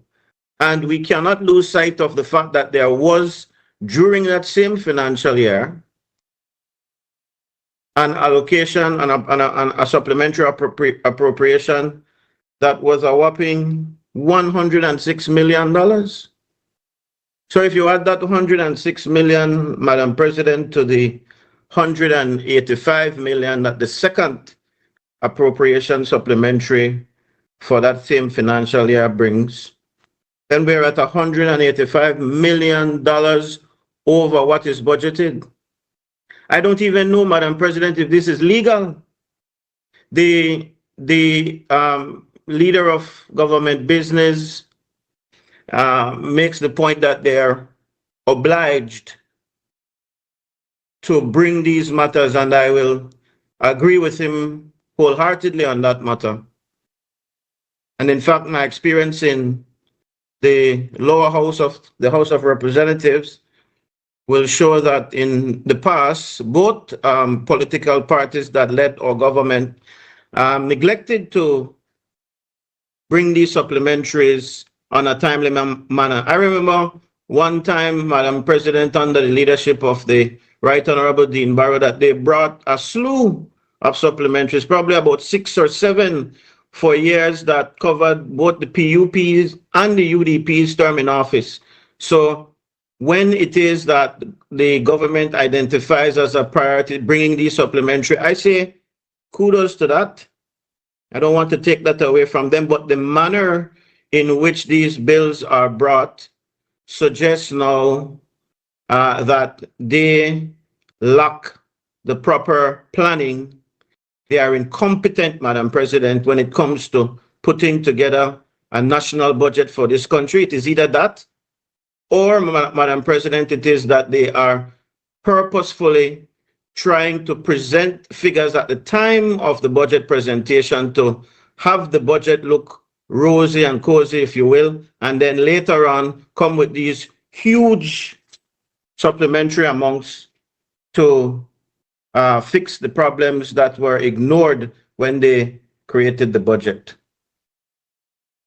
The schedule before us, Madam President, authorizes additional spending for the 2024-2025 number 2 Act of $78.7 million. And when we look at the breakdown of this, Madam President, we see recurrent expenditure of $20.5 million, Capital 2 expenditure of $49.2 million, and Capital 3 expenditure of approximately million. And if you look at these figures, Madam President, these aren't marginal figures. And again, I remind that this is the second supplementary after, in fact, a $130 million supplementary had already been passed in this same year. On the recurrent side alone, Madam President, what we see in this particular bill, and I'll get to the second bill for 2025, 2026 in due time.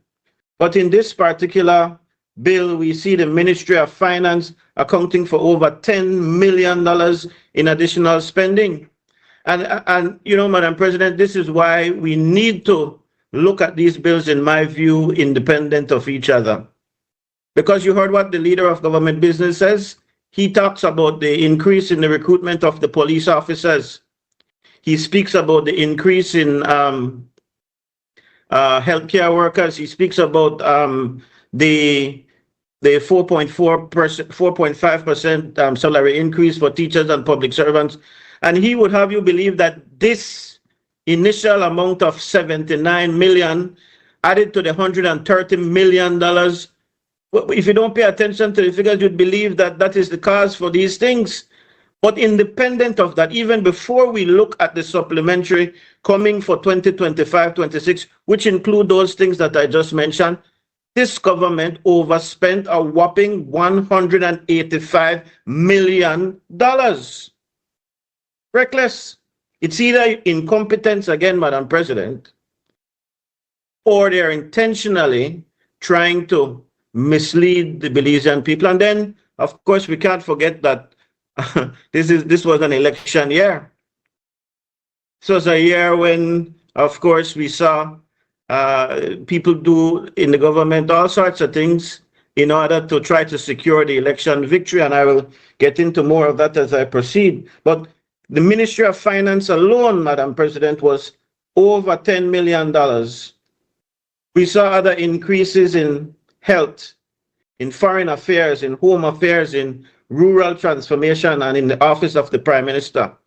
And for those who aren't aware, the Office of the Prime Minister holds the Community Development Fund, which from time to time is bumped up so that representatives can handle their people with whatever is at stake from time to time.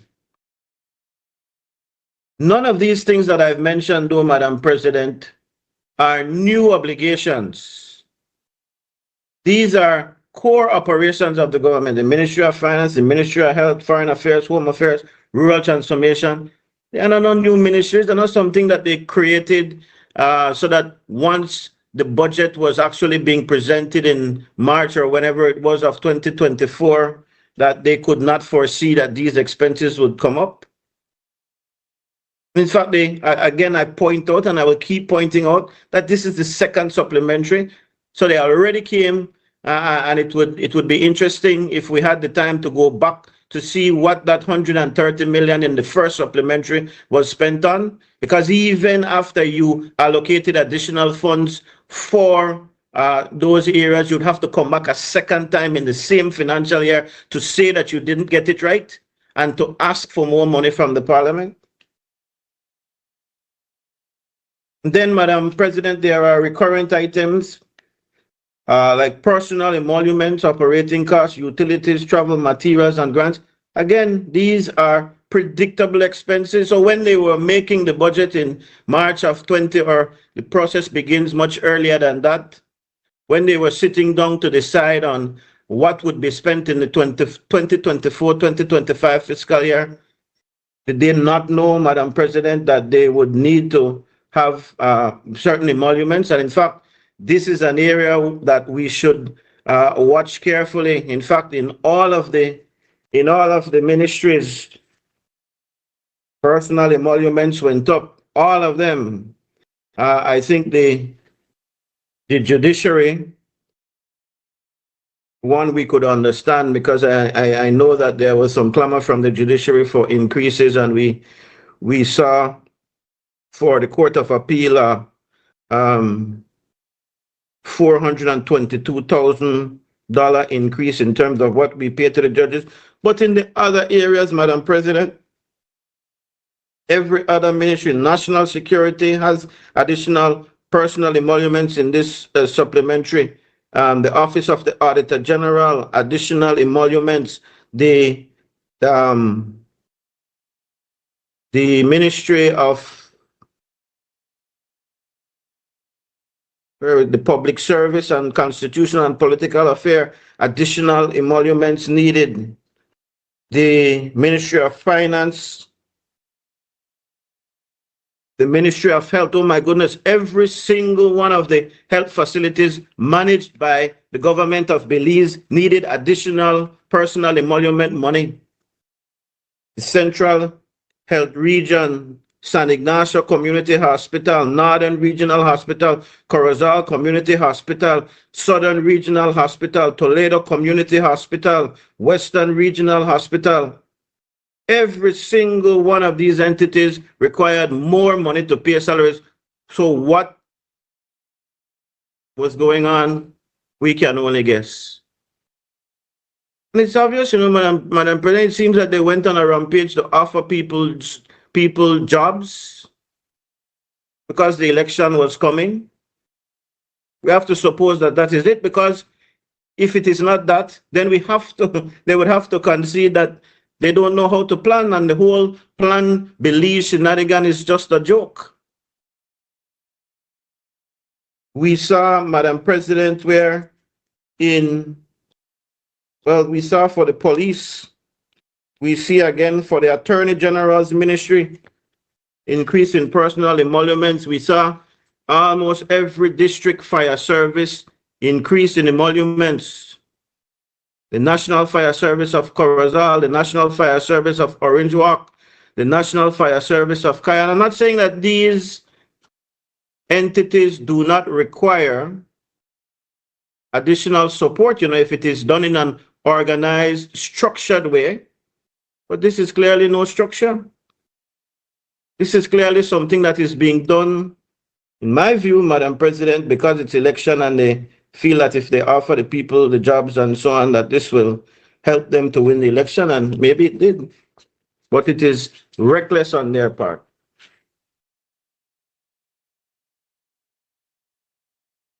On the capital side, Madam President, we see even more striking numbers. We see Capital 2 allocations exceeding $49 million. We see significant sums of money directed to infrastructure, to road, to bridges, to public buildings, to vehicles, to digitization projects. And again, the leader of government business has trumpeted that these were good things, and ordinarily we would probably agree, but why was it not planned for properly when you made the budget for the fiscal year 2024-2025? In Capital 3, we saw a further $9 million tied to infrastructure projects and loan-related expenditures. And again, this is money for projects that have international funding, and so you didn't know that these commitments were there. None of this spending, Madam President, is emergency funding. They did not arise overnight. And again, I remind, this is the second supplementary. They already had come back for $130 million. Roads don't suddenly need upgrading without prior knowledge unless there was some kind of natural disaster. Buildings don't unexpectedly require millions of dollars in improvement without planning. Vehicles, equipment, large-scale projects are not surprises, Madam President. Proper budgeting requires that these costs be identified long in advance, that they be costed, and that they be presented during the main budget exercise that typically happens between November and March of the fiscal year. The sheer scale and composition of these supplementary appropriations, Madam Speaker, raise serious concerns about how the original budget was prepared.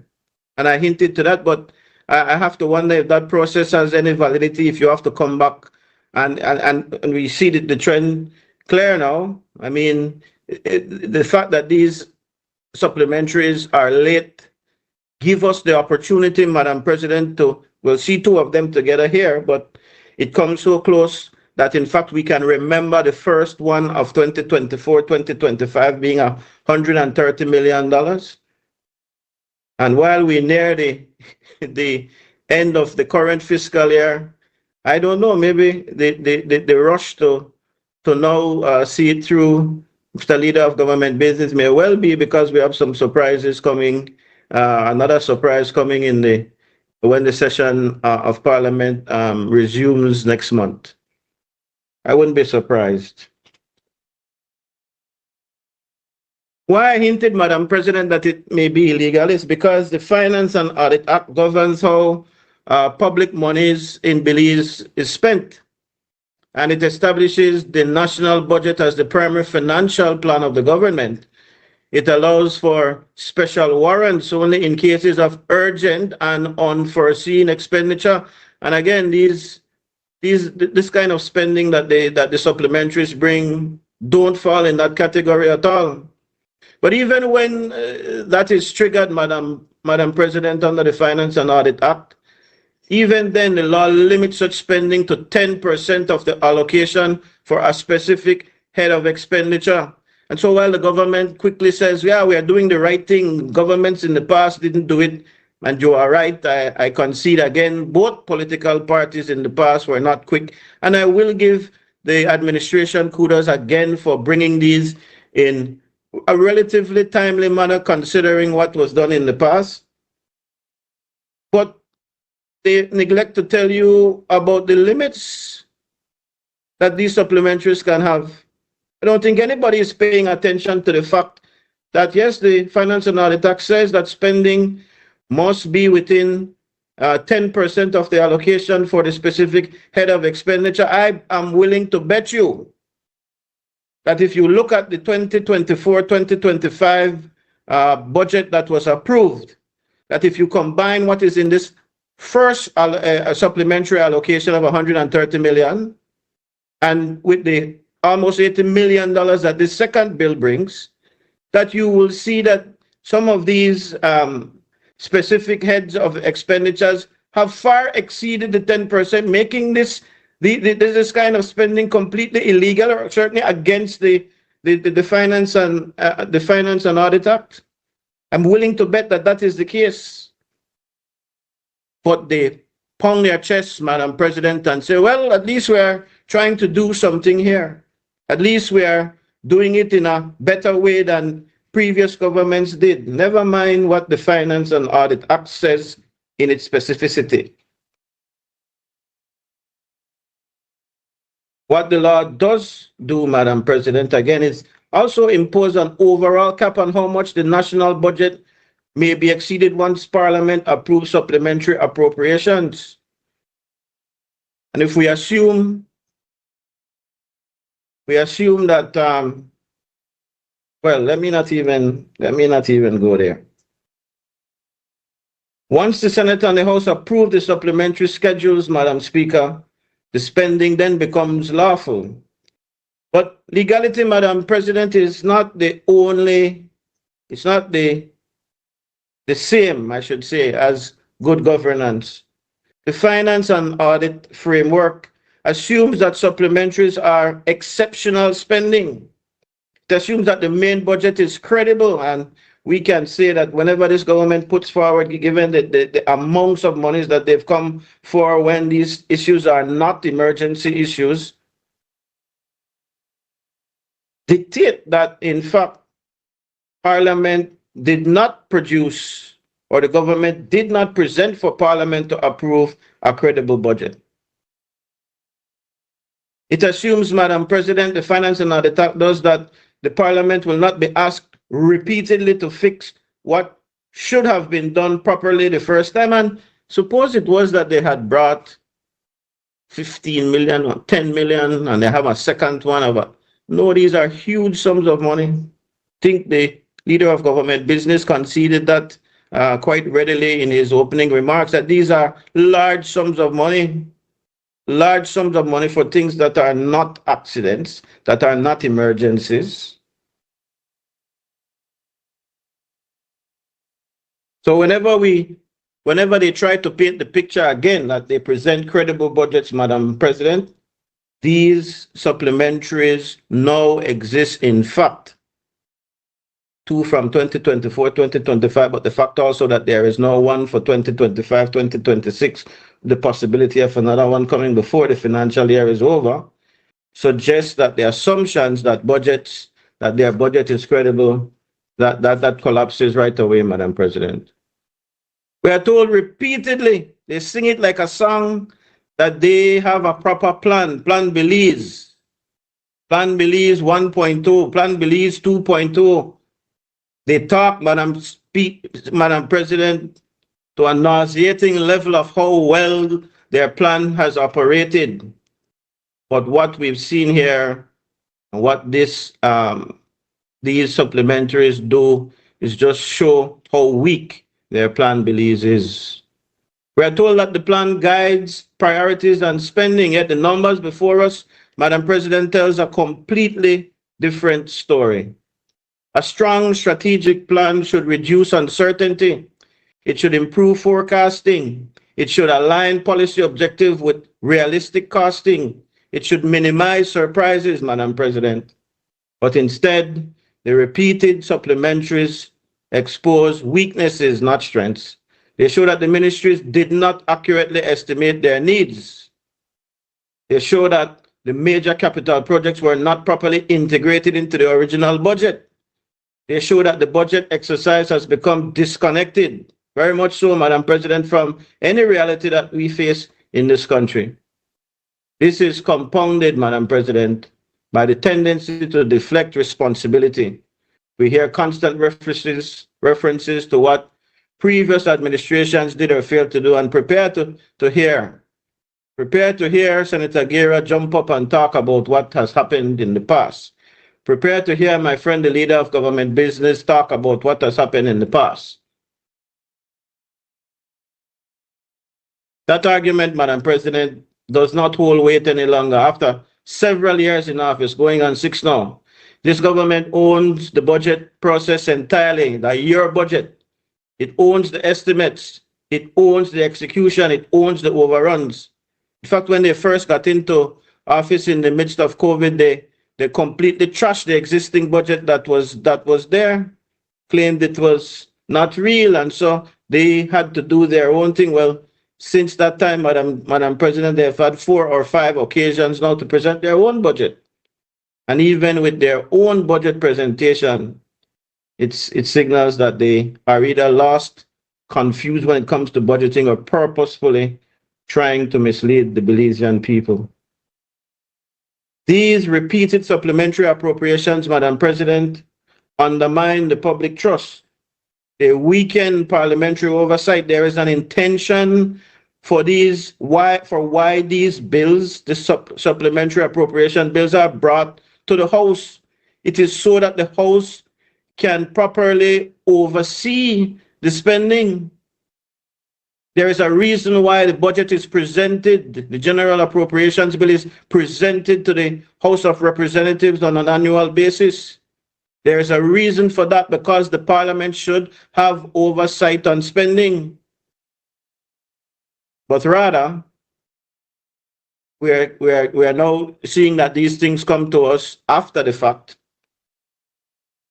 And we are seeing that they come to us in a reckless kind of way, not taking into consideration the true situations that would lead to real and credible budgeting. And then we get these huge supplementaries afterwards. The budget, Madam President, must not be a stage for grandstanding. Must not be a political performance followed by quiet corrections months later. And if you don't look in the details, I noticed that, you know, Madam President, that they gave us the bill. And maybe I should be kind and say that it was oversight, because I know that my friend, the leader of government business, does his best to be transparent in terms of giving us the documents. My friend, Senator Chris Cory, also, when he was Minister of State in the Ministry of Finance, does not hold back in terms of sharing information, having sessions and so on, but they gave us this bill with just the overall figures, but the details of the schedule they didn't give to us in this House of the Senate at all. So you had to have your own connections to get the details of the supplementary spend. I don't know why that was done. I think I got mine from a member of the House. Wasn't given to us in our papers. Madam President, just to correct the record, they were circulated to all senators. Well, I'm not sure about that. But the budget, again, Madam President, should not be used as grandstanding. And I will yield to the leader of government if he says so, because as I've said before, I don't see him as the kind of individual who purposefully withholds. In fact, when I've often lamented that in the House of Representatives, we don't get to see a lot of the details of stuff. And since coming to this upper house, I have seen a greater willingness on the part of those who operate on behalf of the government to provide information and documentation. So let that not be an issue, my friend, the leader of government business. I take what you have said. There's no statutory cap. And in the absence of that statutory cap on total supplementary spending, parliamentary scrutiny becomes a primary safeguard. Senators must ask why these expenditures were not anticipated. That should be the big question on our mind. But they will try to song and dance you, especially through the next appropriation, supplementary appropriation, the one that sees 4.5% increase in salaries for teachers and public servants. They will try to say to the nation, look, just support this because this brought something good. It's brought something good. In fact, they should be ashamed, Madam President, that they had not made allocations to give to the teachers and public servants much earlier. In fact, it was under force. It was when you were jacked up by the unions that you were forced to put this in. And so if this particular issue stood alone, the issue of the teachers receiving the 4.5% and the public servants receiving the 4.5%, if the matter of the increase in police could stand on its own, then we could quite easily support these supplementaries. But unfortunately, you have lumped it in here with a lot of other unnecessary and improper spending, and the devil are in the details, I am sure. We need, Madam President, to take back the integrity of our budget process. We need to restore seriousness about budget preparation. We need to strengthen internal planning and coordination across ministries. In fact, I don't think that anybody in this chamber will dispute, Madam President, because I get the sense that we're more willing here, and especially those from the government side, they're more willing here to own up to some of these problems that we are genuinely pointing out in order to make governance of this country easier. Whatever exercise happens from November, is it, or earlier in the financial year leading up to the presentation of the budget, normally in March, is a charade. But when you add to that those natural, or maybe they're not so natural, but those existing deficiencies of the system, when you purposefully add to those deficiencies in order to hoodwink the Belizean people, that's where the concern becomes even greater. But we can start by making the system as it exists more accountable and more functional. We can present conservative and realistic estimates, Madam President. We can treat supplementary appropriations as true exceptions, not routine tools. We can use the budget to govern and not to perform. As I've said, Madam President, we need to take back the integrity of our budget process. We need to take back the idea that these numbers matter. We come here, we just spew the numbers, 78 million, 130 million, and by tomorrow it is forgotten. Belizean people need proper accountability, and they need for us to be good stewards. The Finance and Audit Act allows what we are seeing, but it does not excuse it. The law sets the floor, not the ceiling, for good governance. Belizeans deserve better than repeated corrections and shifting figures, which is what these supplementaries represent. They deserve, Madam President, credible budgets, disciplined execution, and honest accountability. That, Madam President, is the standard that we must, as parliamentarians, insist on.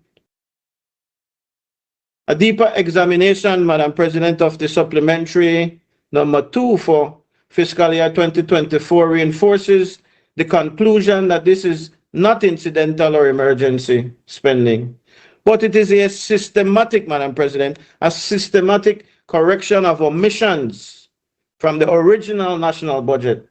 The scale, the composition, and the predictability of these items point squarely to either intentional concealment at budget time or, again, serious incompetence in fiscal planning.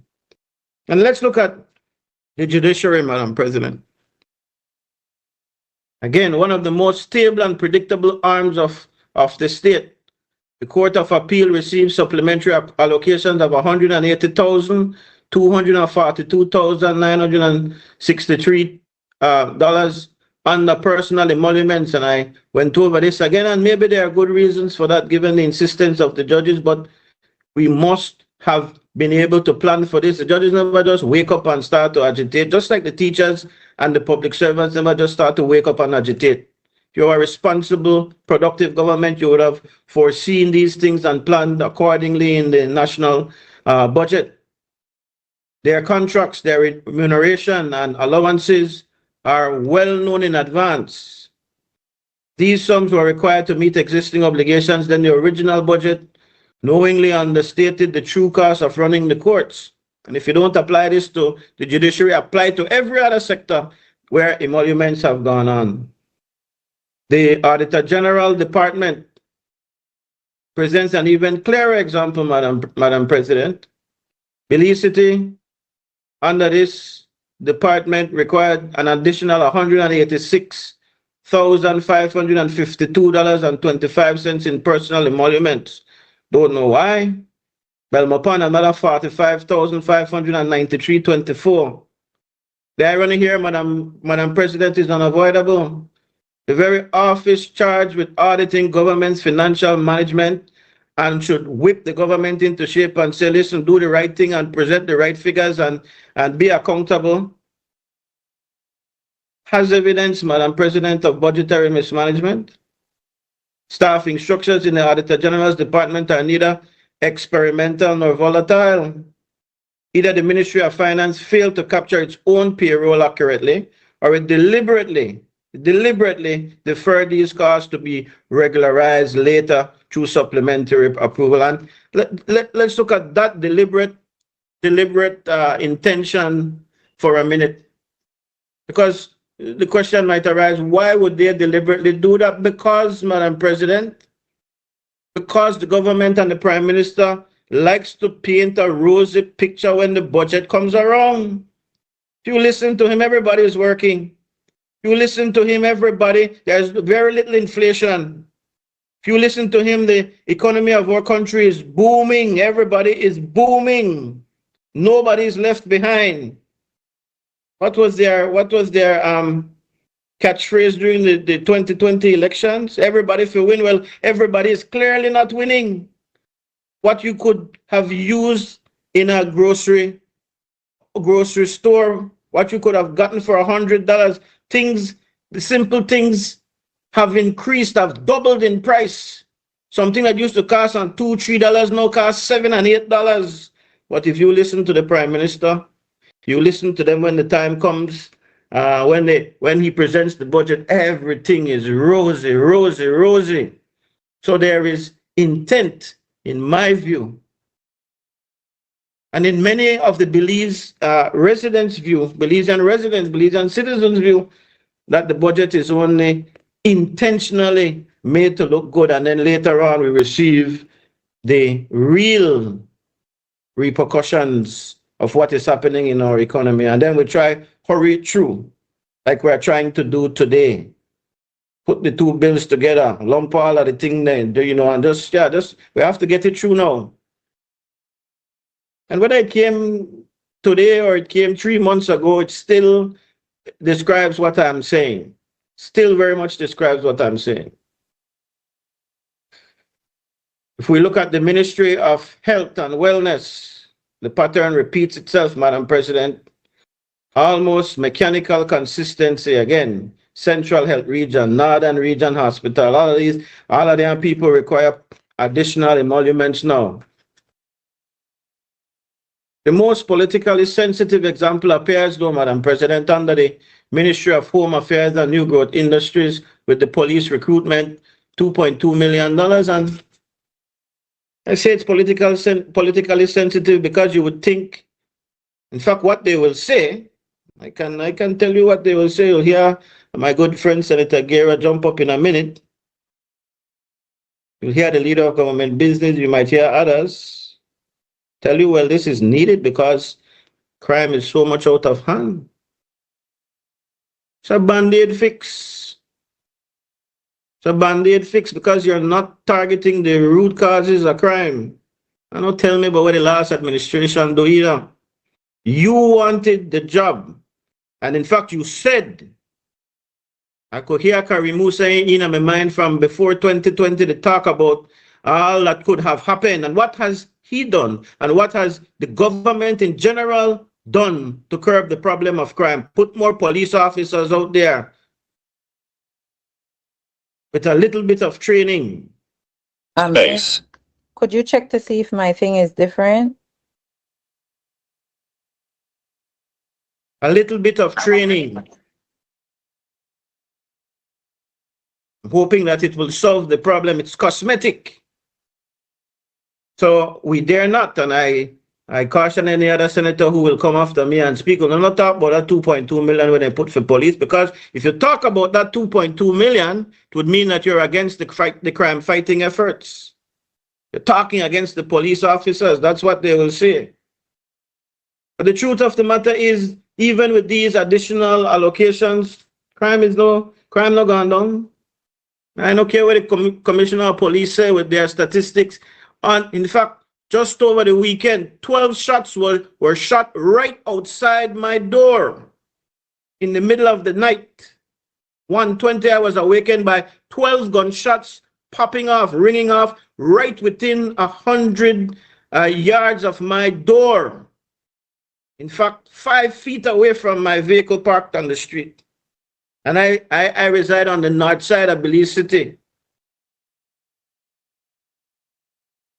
in a neighborhood that is supposedly safe. No $2.2 million when it gives to the police, 1.52 in personal emoluments, and I don't know where the other 2.2 million, I guess, for something for the police. It's not making anybody safer. I spoke about the fire service already, Madam President. The Ministry of Finance itself, though, under general administration, more than $8.5 million in supplementary funding was approved. These are the things that are very blatant. Look, monies that are now approved to cover travel and subsistence, I think about $500,000. This should be a crying shame.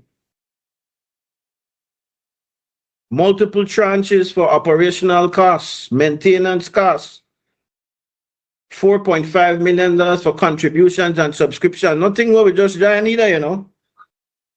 And you say, well, the UDP didn't take these matters very seriously.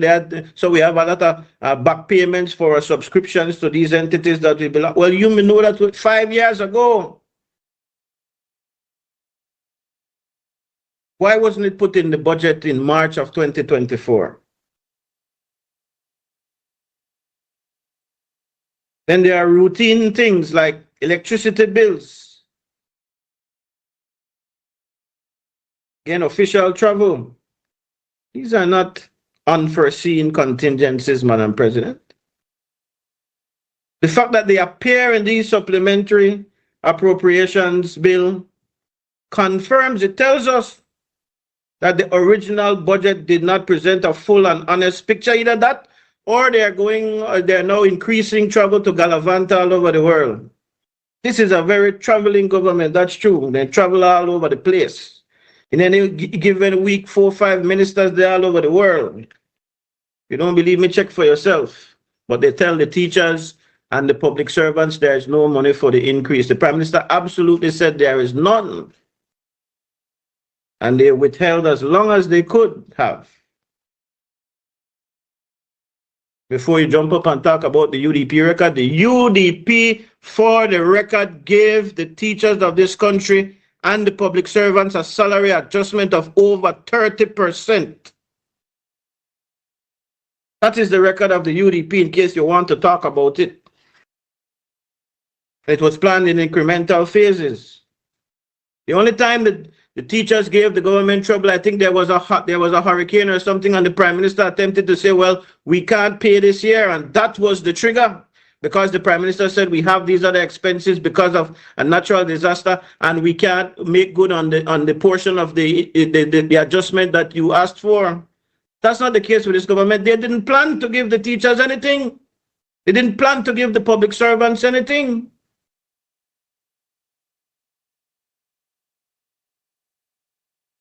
That's a fact. So when you come now and you present in the second supplementary these figures, and you say,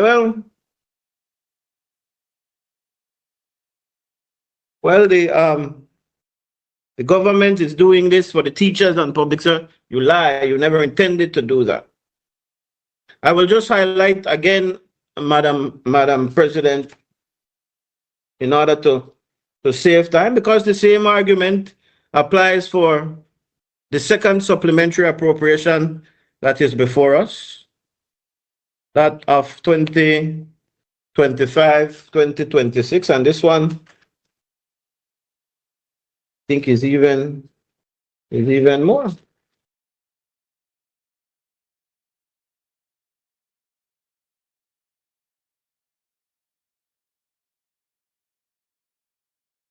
One has even more money, $100 and odd million again, another $100 and odd million. But they will say had to do with the teachers' increase and other increases. But I will stop there, Madam President, and be kind. I think you all get the gist of what I'm saying. We must be more responsible in terms of the budget process. We must make sure that we hold the government accountable to producing a proper budget. We must make sure that we don't bring or take the process of bringing these supplementary appropriations as just a formality, and we use it to be disingenuous to the Belizean people. We should never, ever do that. And if ever there is an entity, even though we can't stop the lower house from matters having to do with the finances of the country, if anybody can make a pronouncement on what has gone so terribly wrong in terms of budgeting in this country, the actual general appropriations bill and these supplementary bills, I will be willing to bet that it is this House of the Senate. Anybody can get the Belizean people thinking. Because Madam President, I am now sold. I'm now sold that this is the more responsible of the two houses when it comes to the national matters of the country. Again, we saw a very brilliant display just now again where the government did not get its way. Senator Courtney will put that a different way, of course, in that he was a part of offering some of the criticisms that he felt needed to be fixed. But what we saw was this that particular bill that we just debated being stopped in its tracks until we can get it right. And so I implore my colleagues from the government side and also those who are non-affiliated to political parties to ensure that we do what we need to do, make our contributions in order to correct what I think is a gross injustice to our country's role, or the gatekeepers of accountability and professionalism. We have a duty to do. Let us perform that duty with all the vigor that we can find, my fellow colleagues. Thank you, Madam President. Thank you, Senator Patrick Faubel. I recognize Senator Kevin Herrera.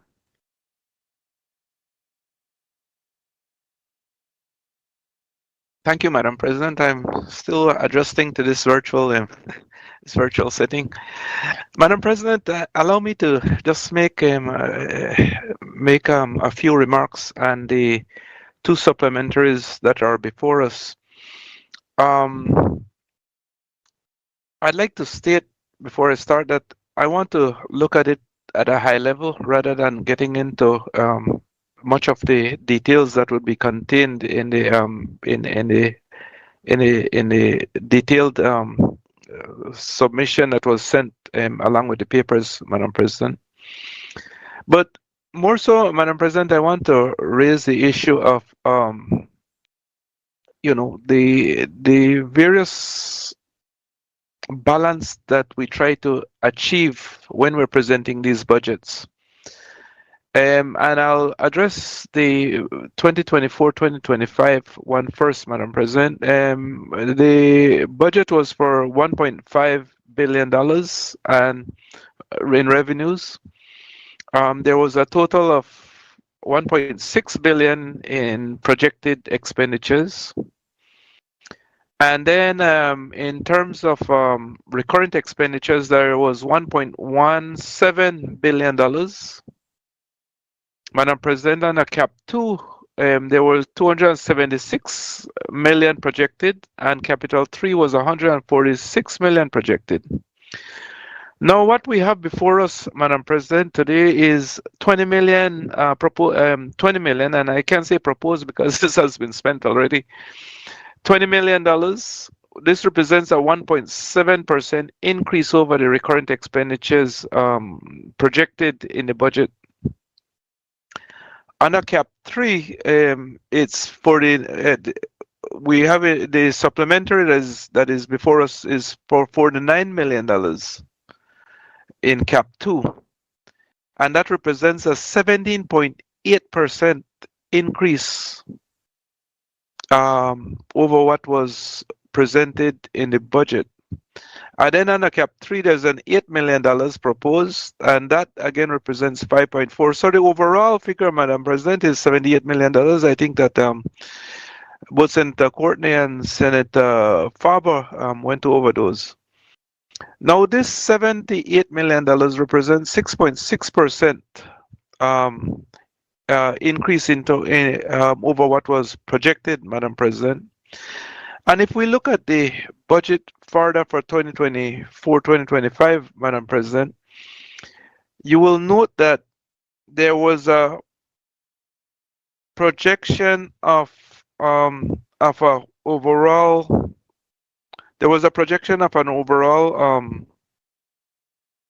deficit of 0.26%, and I'm talking about the revised estimates, and at 0.26. Initially, when the budget was presented, it was 1.31. The revised estimates have it at 0.26. Now, if you do a calculation and you look at, and you do it based on direct proportion, Madam President, you'll come up that you'll note that these additional expenditures would bring the overall deficit to 1.39% of GDP.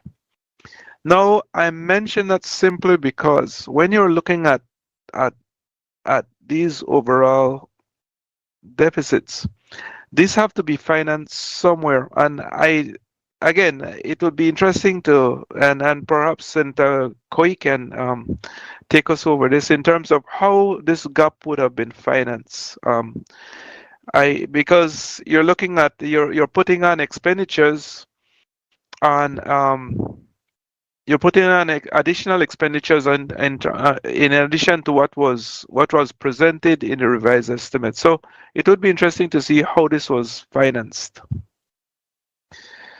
Madam President, I move on to the supplementary appropriations for 2025-2026. Again, and I'll use the same format that I just presented on. We had a total projected revenues of $1.7 billion and total expenditure $1.74 billion and a total expenditure of projected expenditure of $1.78 billion. So it's very close. Just a small gap there. You had a recurrent projected recurrent of $1.2 billion, a capital 2 of $336 million, and a capital 3 projected at $184 million. Now, what is being proposed here is $131 million, Madam President, and this represents a 7%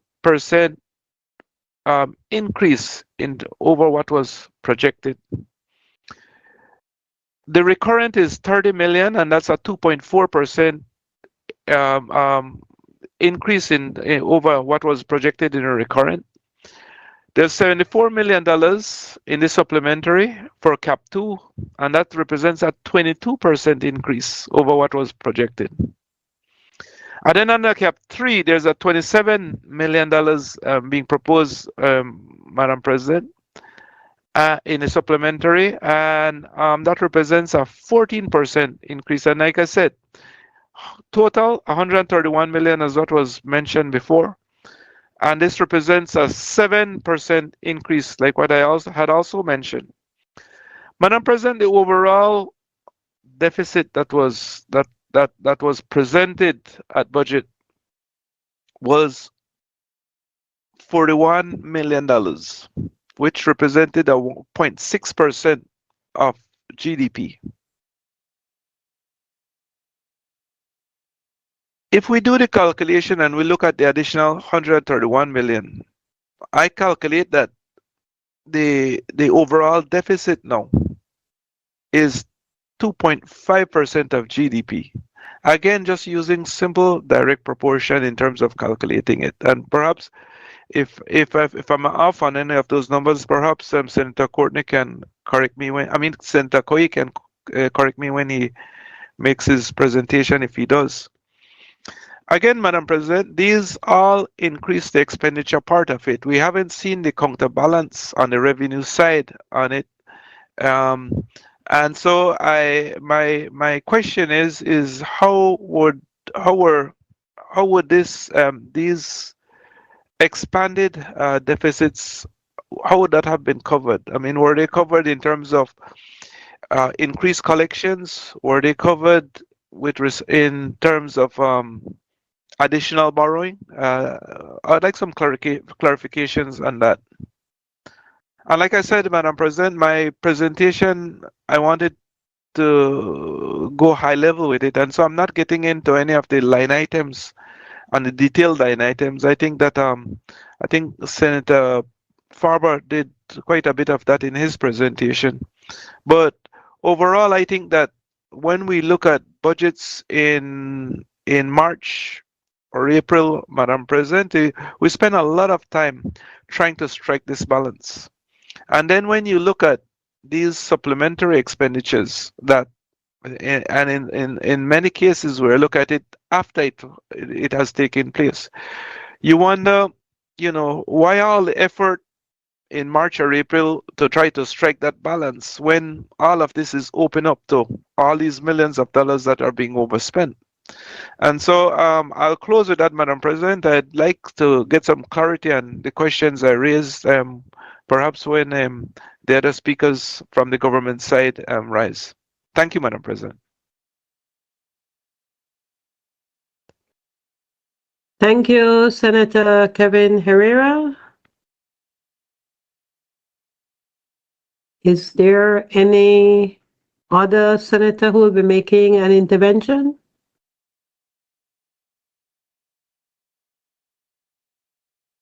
Senate, Madam President,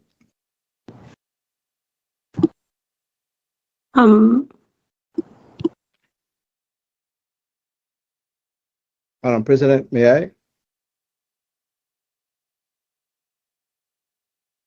Yes, Senator Courtney, Leader Government Business, you may pose a question as we are nearing 12 noon. Madam President, in accordance with Standing Order 10.8, I move that the proceedings on the order paper may be entered upon and proceeded with at this sitting at any hour, though opposed. Honorable members, the question is that the proceedings on the order paper be entered upon and proceeded with at this day's sitting at any hour opposed. All those in favor kindly say aye. Aye. Aye, remember, aye. All those against kindly say no. The ayes have it.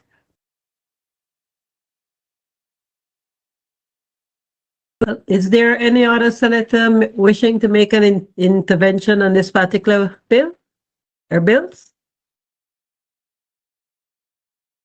Senate Leader Government Business, I believe you may proceed. Madam President, I ask that the question be put.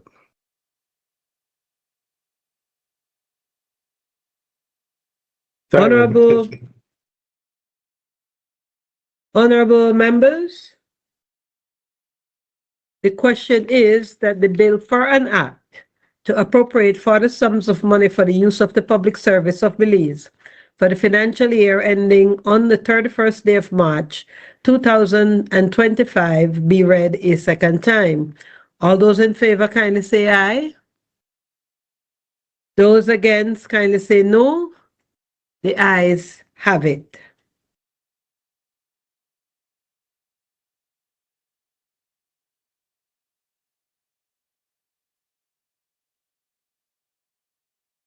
Bill for an act to appropriate further sums of money for the use of the public service of Belize for the financial year ending on the 31st day of March 2025. Honorable members, the question is that the bill for an act to appropriate further sums of money for the use of the public service of Belize for the financial year ending on the 31st day of March 2026 be read a second time. All those in favor kindly say aye. Aye. Those against kindly say no. The ayes have it. Bill for an act to appropriate further sums of money for the use of the public service of Belize for the financial year ending on the 31st day of March 2026. Committee of the Whole Senate on Bills. Honorable members, in accordance with Standing Order 54, the Senate will now resolve itself into the Committee of the Whole Senate to consider the bills that were read a second time. At this time, I will be asking for the live streaming of the meeting to be suspended until the Senate resumes.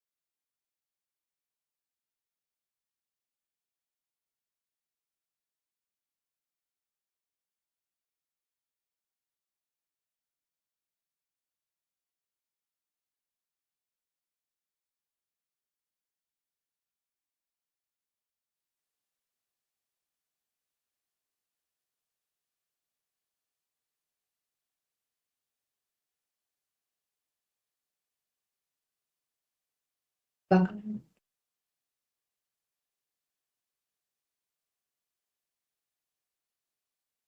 he said confirm. Reporting on third reading of bills. I recognize the leader of government business. Madam President, I rise to report that the Committee of the Whole Senate has considered the General Revenue Supplementary Appropriation 2425, number 2, Bill 2025, and pass it without amendment. I now move that the bill be read a third time.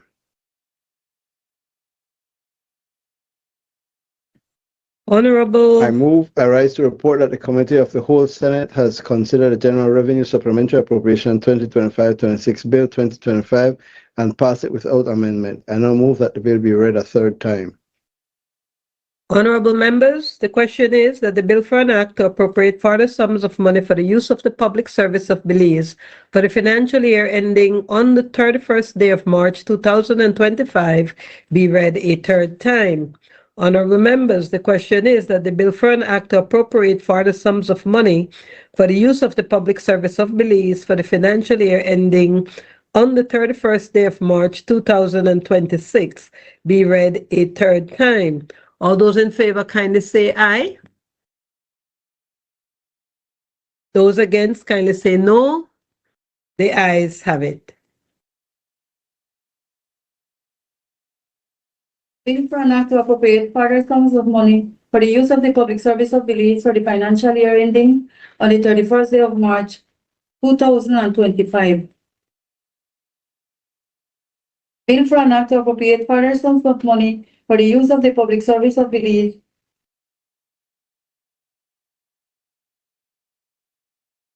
Bill for an act to appropriate further sums of money for the use of the public service of Belize for the financial year ending on the 31st day of March 2026.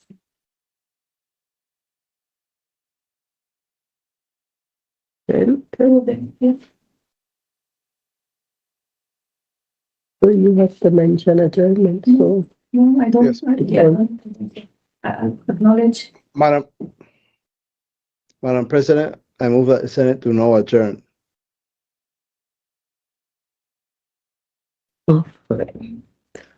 Honorable members, at this point, Senator Kevin Herrera has asked for leave to move the adjournment of the Senate for the purpose of discussing a definite matter of urgent public importance, that matter being the economic and financial implications of unnecessary monopolies in business. Are there any objections to this request? If there are none. Madam President, sorry, not an objection necessarily, but with your indulgence, please, just a few words on what you've said at the start of the meeting. Firstly, I appreciate very much your position that there will be some revision of the process, because indeed, I think that it is an injustice to have only one person speak.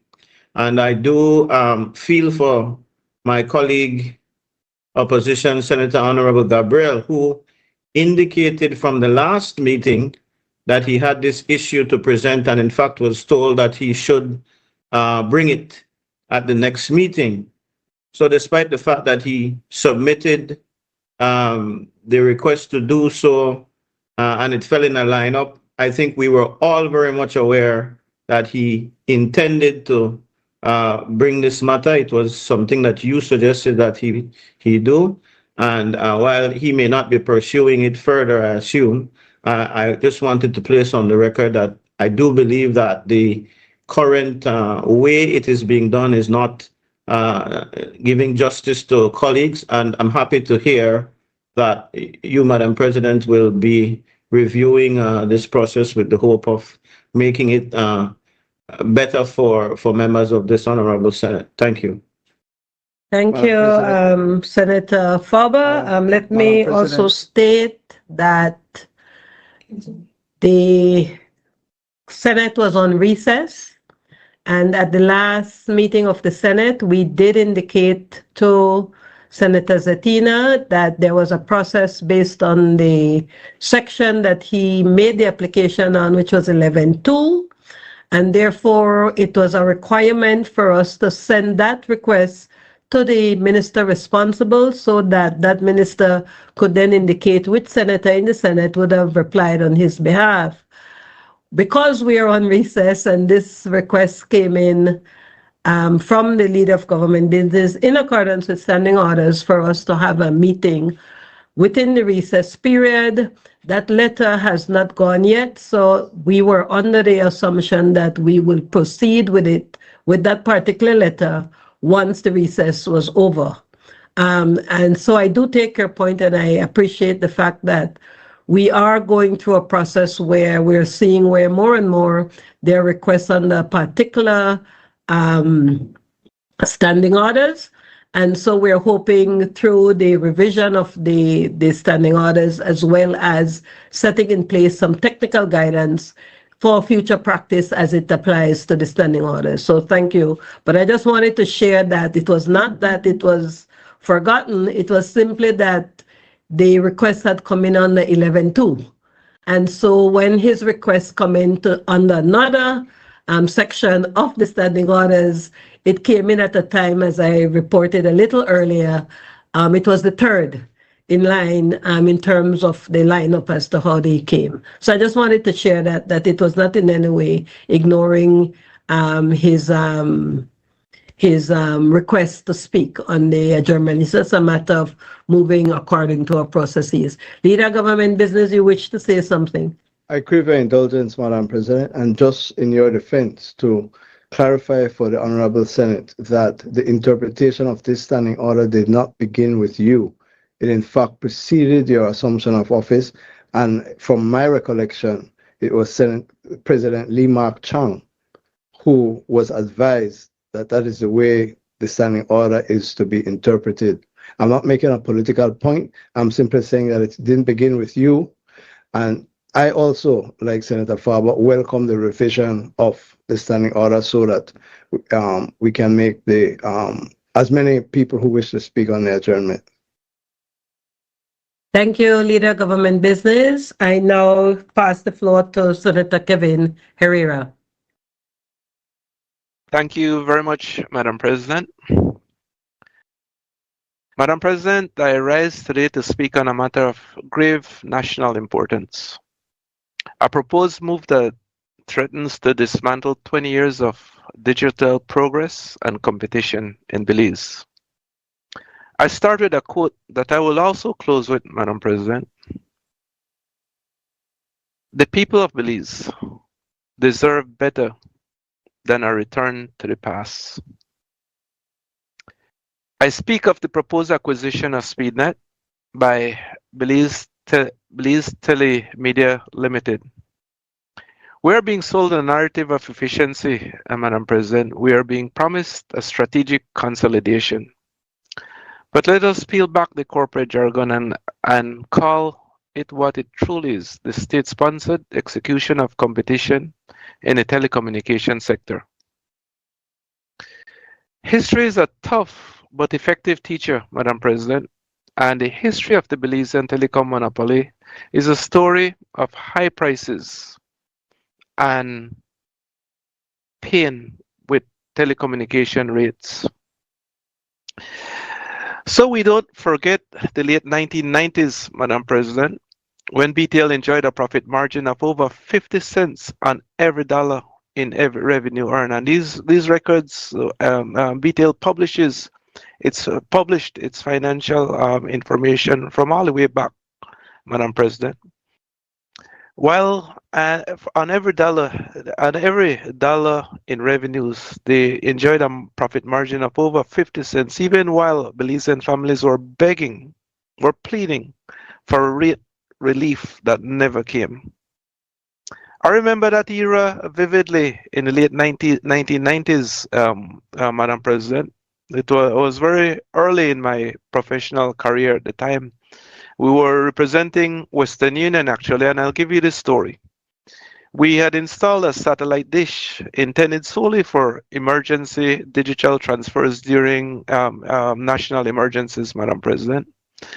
I remember BTL officials literally driving into our yard, ready to dismantle that equipment Why? Because their license dictated that no one else could own technology with the potential to transmit voice. That's not what we were doing. They didn't ask permission, they didn't demand, they demanded submission. It took an intervention from a major provider in the United States who held equity in BTL at the time to force our own national provider to stand down. And this was because, Madam President, that Western Union was the largest customer of that provider in the US at the time. Madam President, that is the DNA of a monopoly. It does not innovate, it gatekeeps. It does not serve, it dominates. It was only the entry of SpeedNet that finally broke that chokehold, forcing prices down and data speeds up. To move back toward a single provider is a voluntarily walk back into the cage we fought decades to escape. Madam President, the BTL board argues that this merger is a survival tactic against the inevitable entry of Starlink. This is not just flawed logic, it is a dangerous delusion, Madam President. Buying competition is not innovation. Removing a local rival does not make BTL more agile against a global satellite giant. It simply makes BTL a larger, slower, and more bureaucratic target. How does saddling BTL with another $80 million in debt improve its ability to compete? If a customer wants low latency of Starlink, an $80 million buyout won't stop them from switching tomorrow. You do not beat a 21st century satellite network by buying up the sunset technology of your neighbor. Gambling with the people's money, Madam President, BTL is owned by the people of Belize through the Social Security Board and the government. We are being asked to gamble the retirement funds of Belizean workers on a 20th century business model. This isn't a strategic move, it's a high stakes bet using the public's purse and workers' money.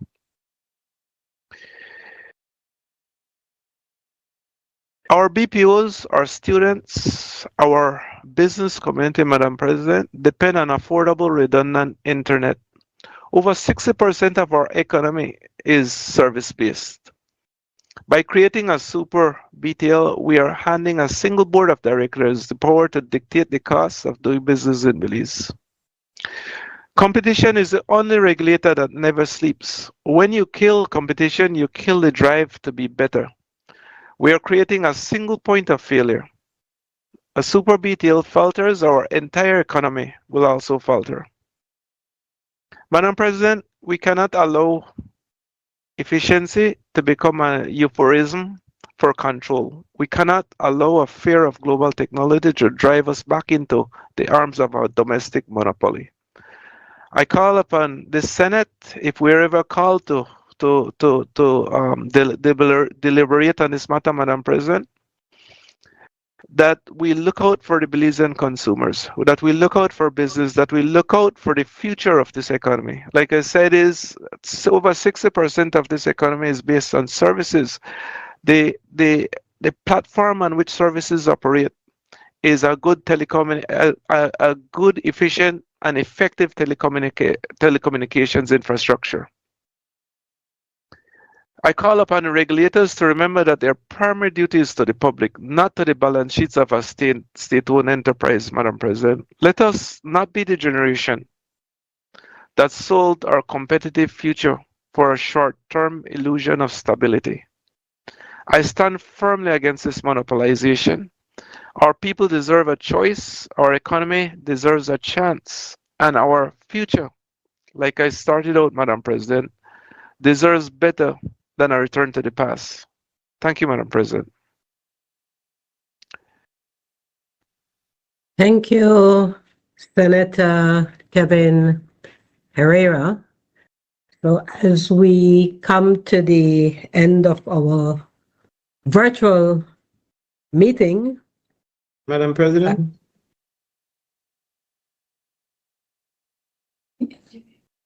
If I may, before the Leader of Government Business moves the adjournment, just congratulate you for your leadership in hosting this very first of its kind initiative to have the sitting virtually. I think you are truly revolutionary in this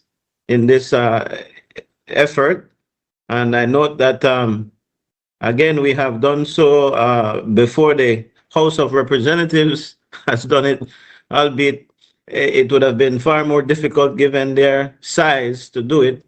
I think it speaks volumes, Madam President, about your leadership and your vision for making this Senate more accountable and more efficient. I share with the Leader of Government Business, who often laments that the work is now very tremendous compared to what had been in the past. And so we are forced to try to find more efficient ways. I think this, since certainly I have come to the Senate, is the shortest of our meetings. And I am elated that I don't have to get into a vehicle now and drive home for an hour. I am at home. So I thank you and I salute you, Madam President, and of course the staff of the National Assembly that I am pretty sure work to make sure that this became a reality. It's no easy task to do, especially the live streaming and get everybody on the same page and getting everybody looking so attractive and doing all the backdropping and everything else. I really think that it is an accomplishment for the history books, and I truly congratulate you and the staff, the clerk and the staff of the National Assembly. Thank you, Madam President. Thank you for your kind words, Senator Patrick Farber, but I would also want to say congratulate all of us for going through this first meeting. I do believe that there's quite a lot that we have learned, and certainly there's some areas that we will be reviewing and to ensure that as we progress, we improve. And of course, one cannot in any way not recommend and recognize the tremendous amount of work that has gone in by the staff of the National Assembly, and they do deserve a lot of kudos on that. I see Senator Rosella Rana would like to say something. Senator Rana, please do. You unmute. Hi. Good afternoon, everyone. I also would like to say thank you for your vision, Madam President, for this virtual call conference. As a matter of fact, I'm all the way in Barranco, and I don't have to travel 2 days to be at Senate meetings, you know. So this is indeed a step forward to betterment as we continue to work for the people of Belize.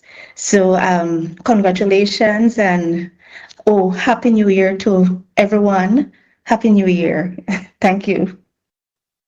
Thank you, Senator Arana. And therefore, with that, I think I can pose the question.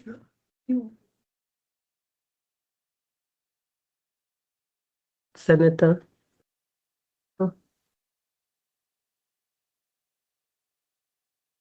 Senator Courtney moves, I think. Leader of Government Business, I understand you wish to say something? Not at all. I had moved the question already. Oh, I missed that. Honorable members, the question is that the Senate do now adjourn. All those in favor kindly say aye. Aye.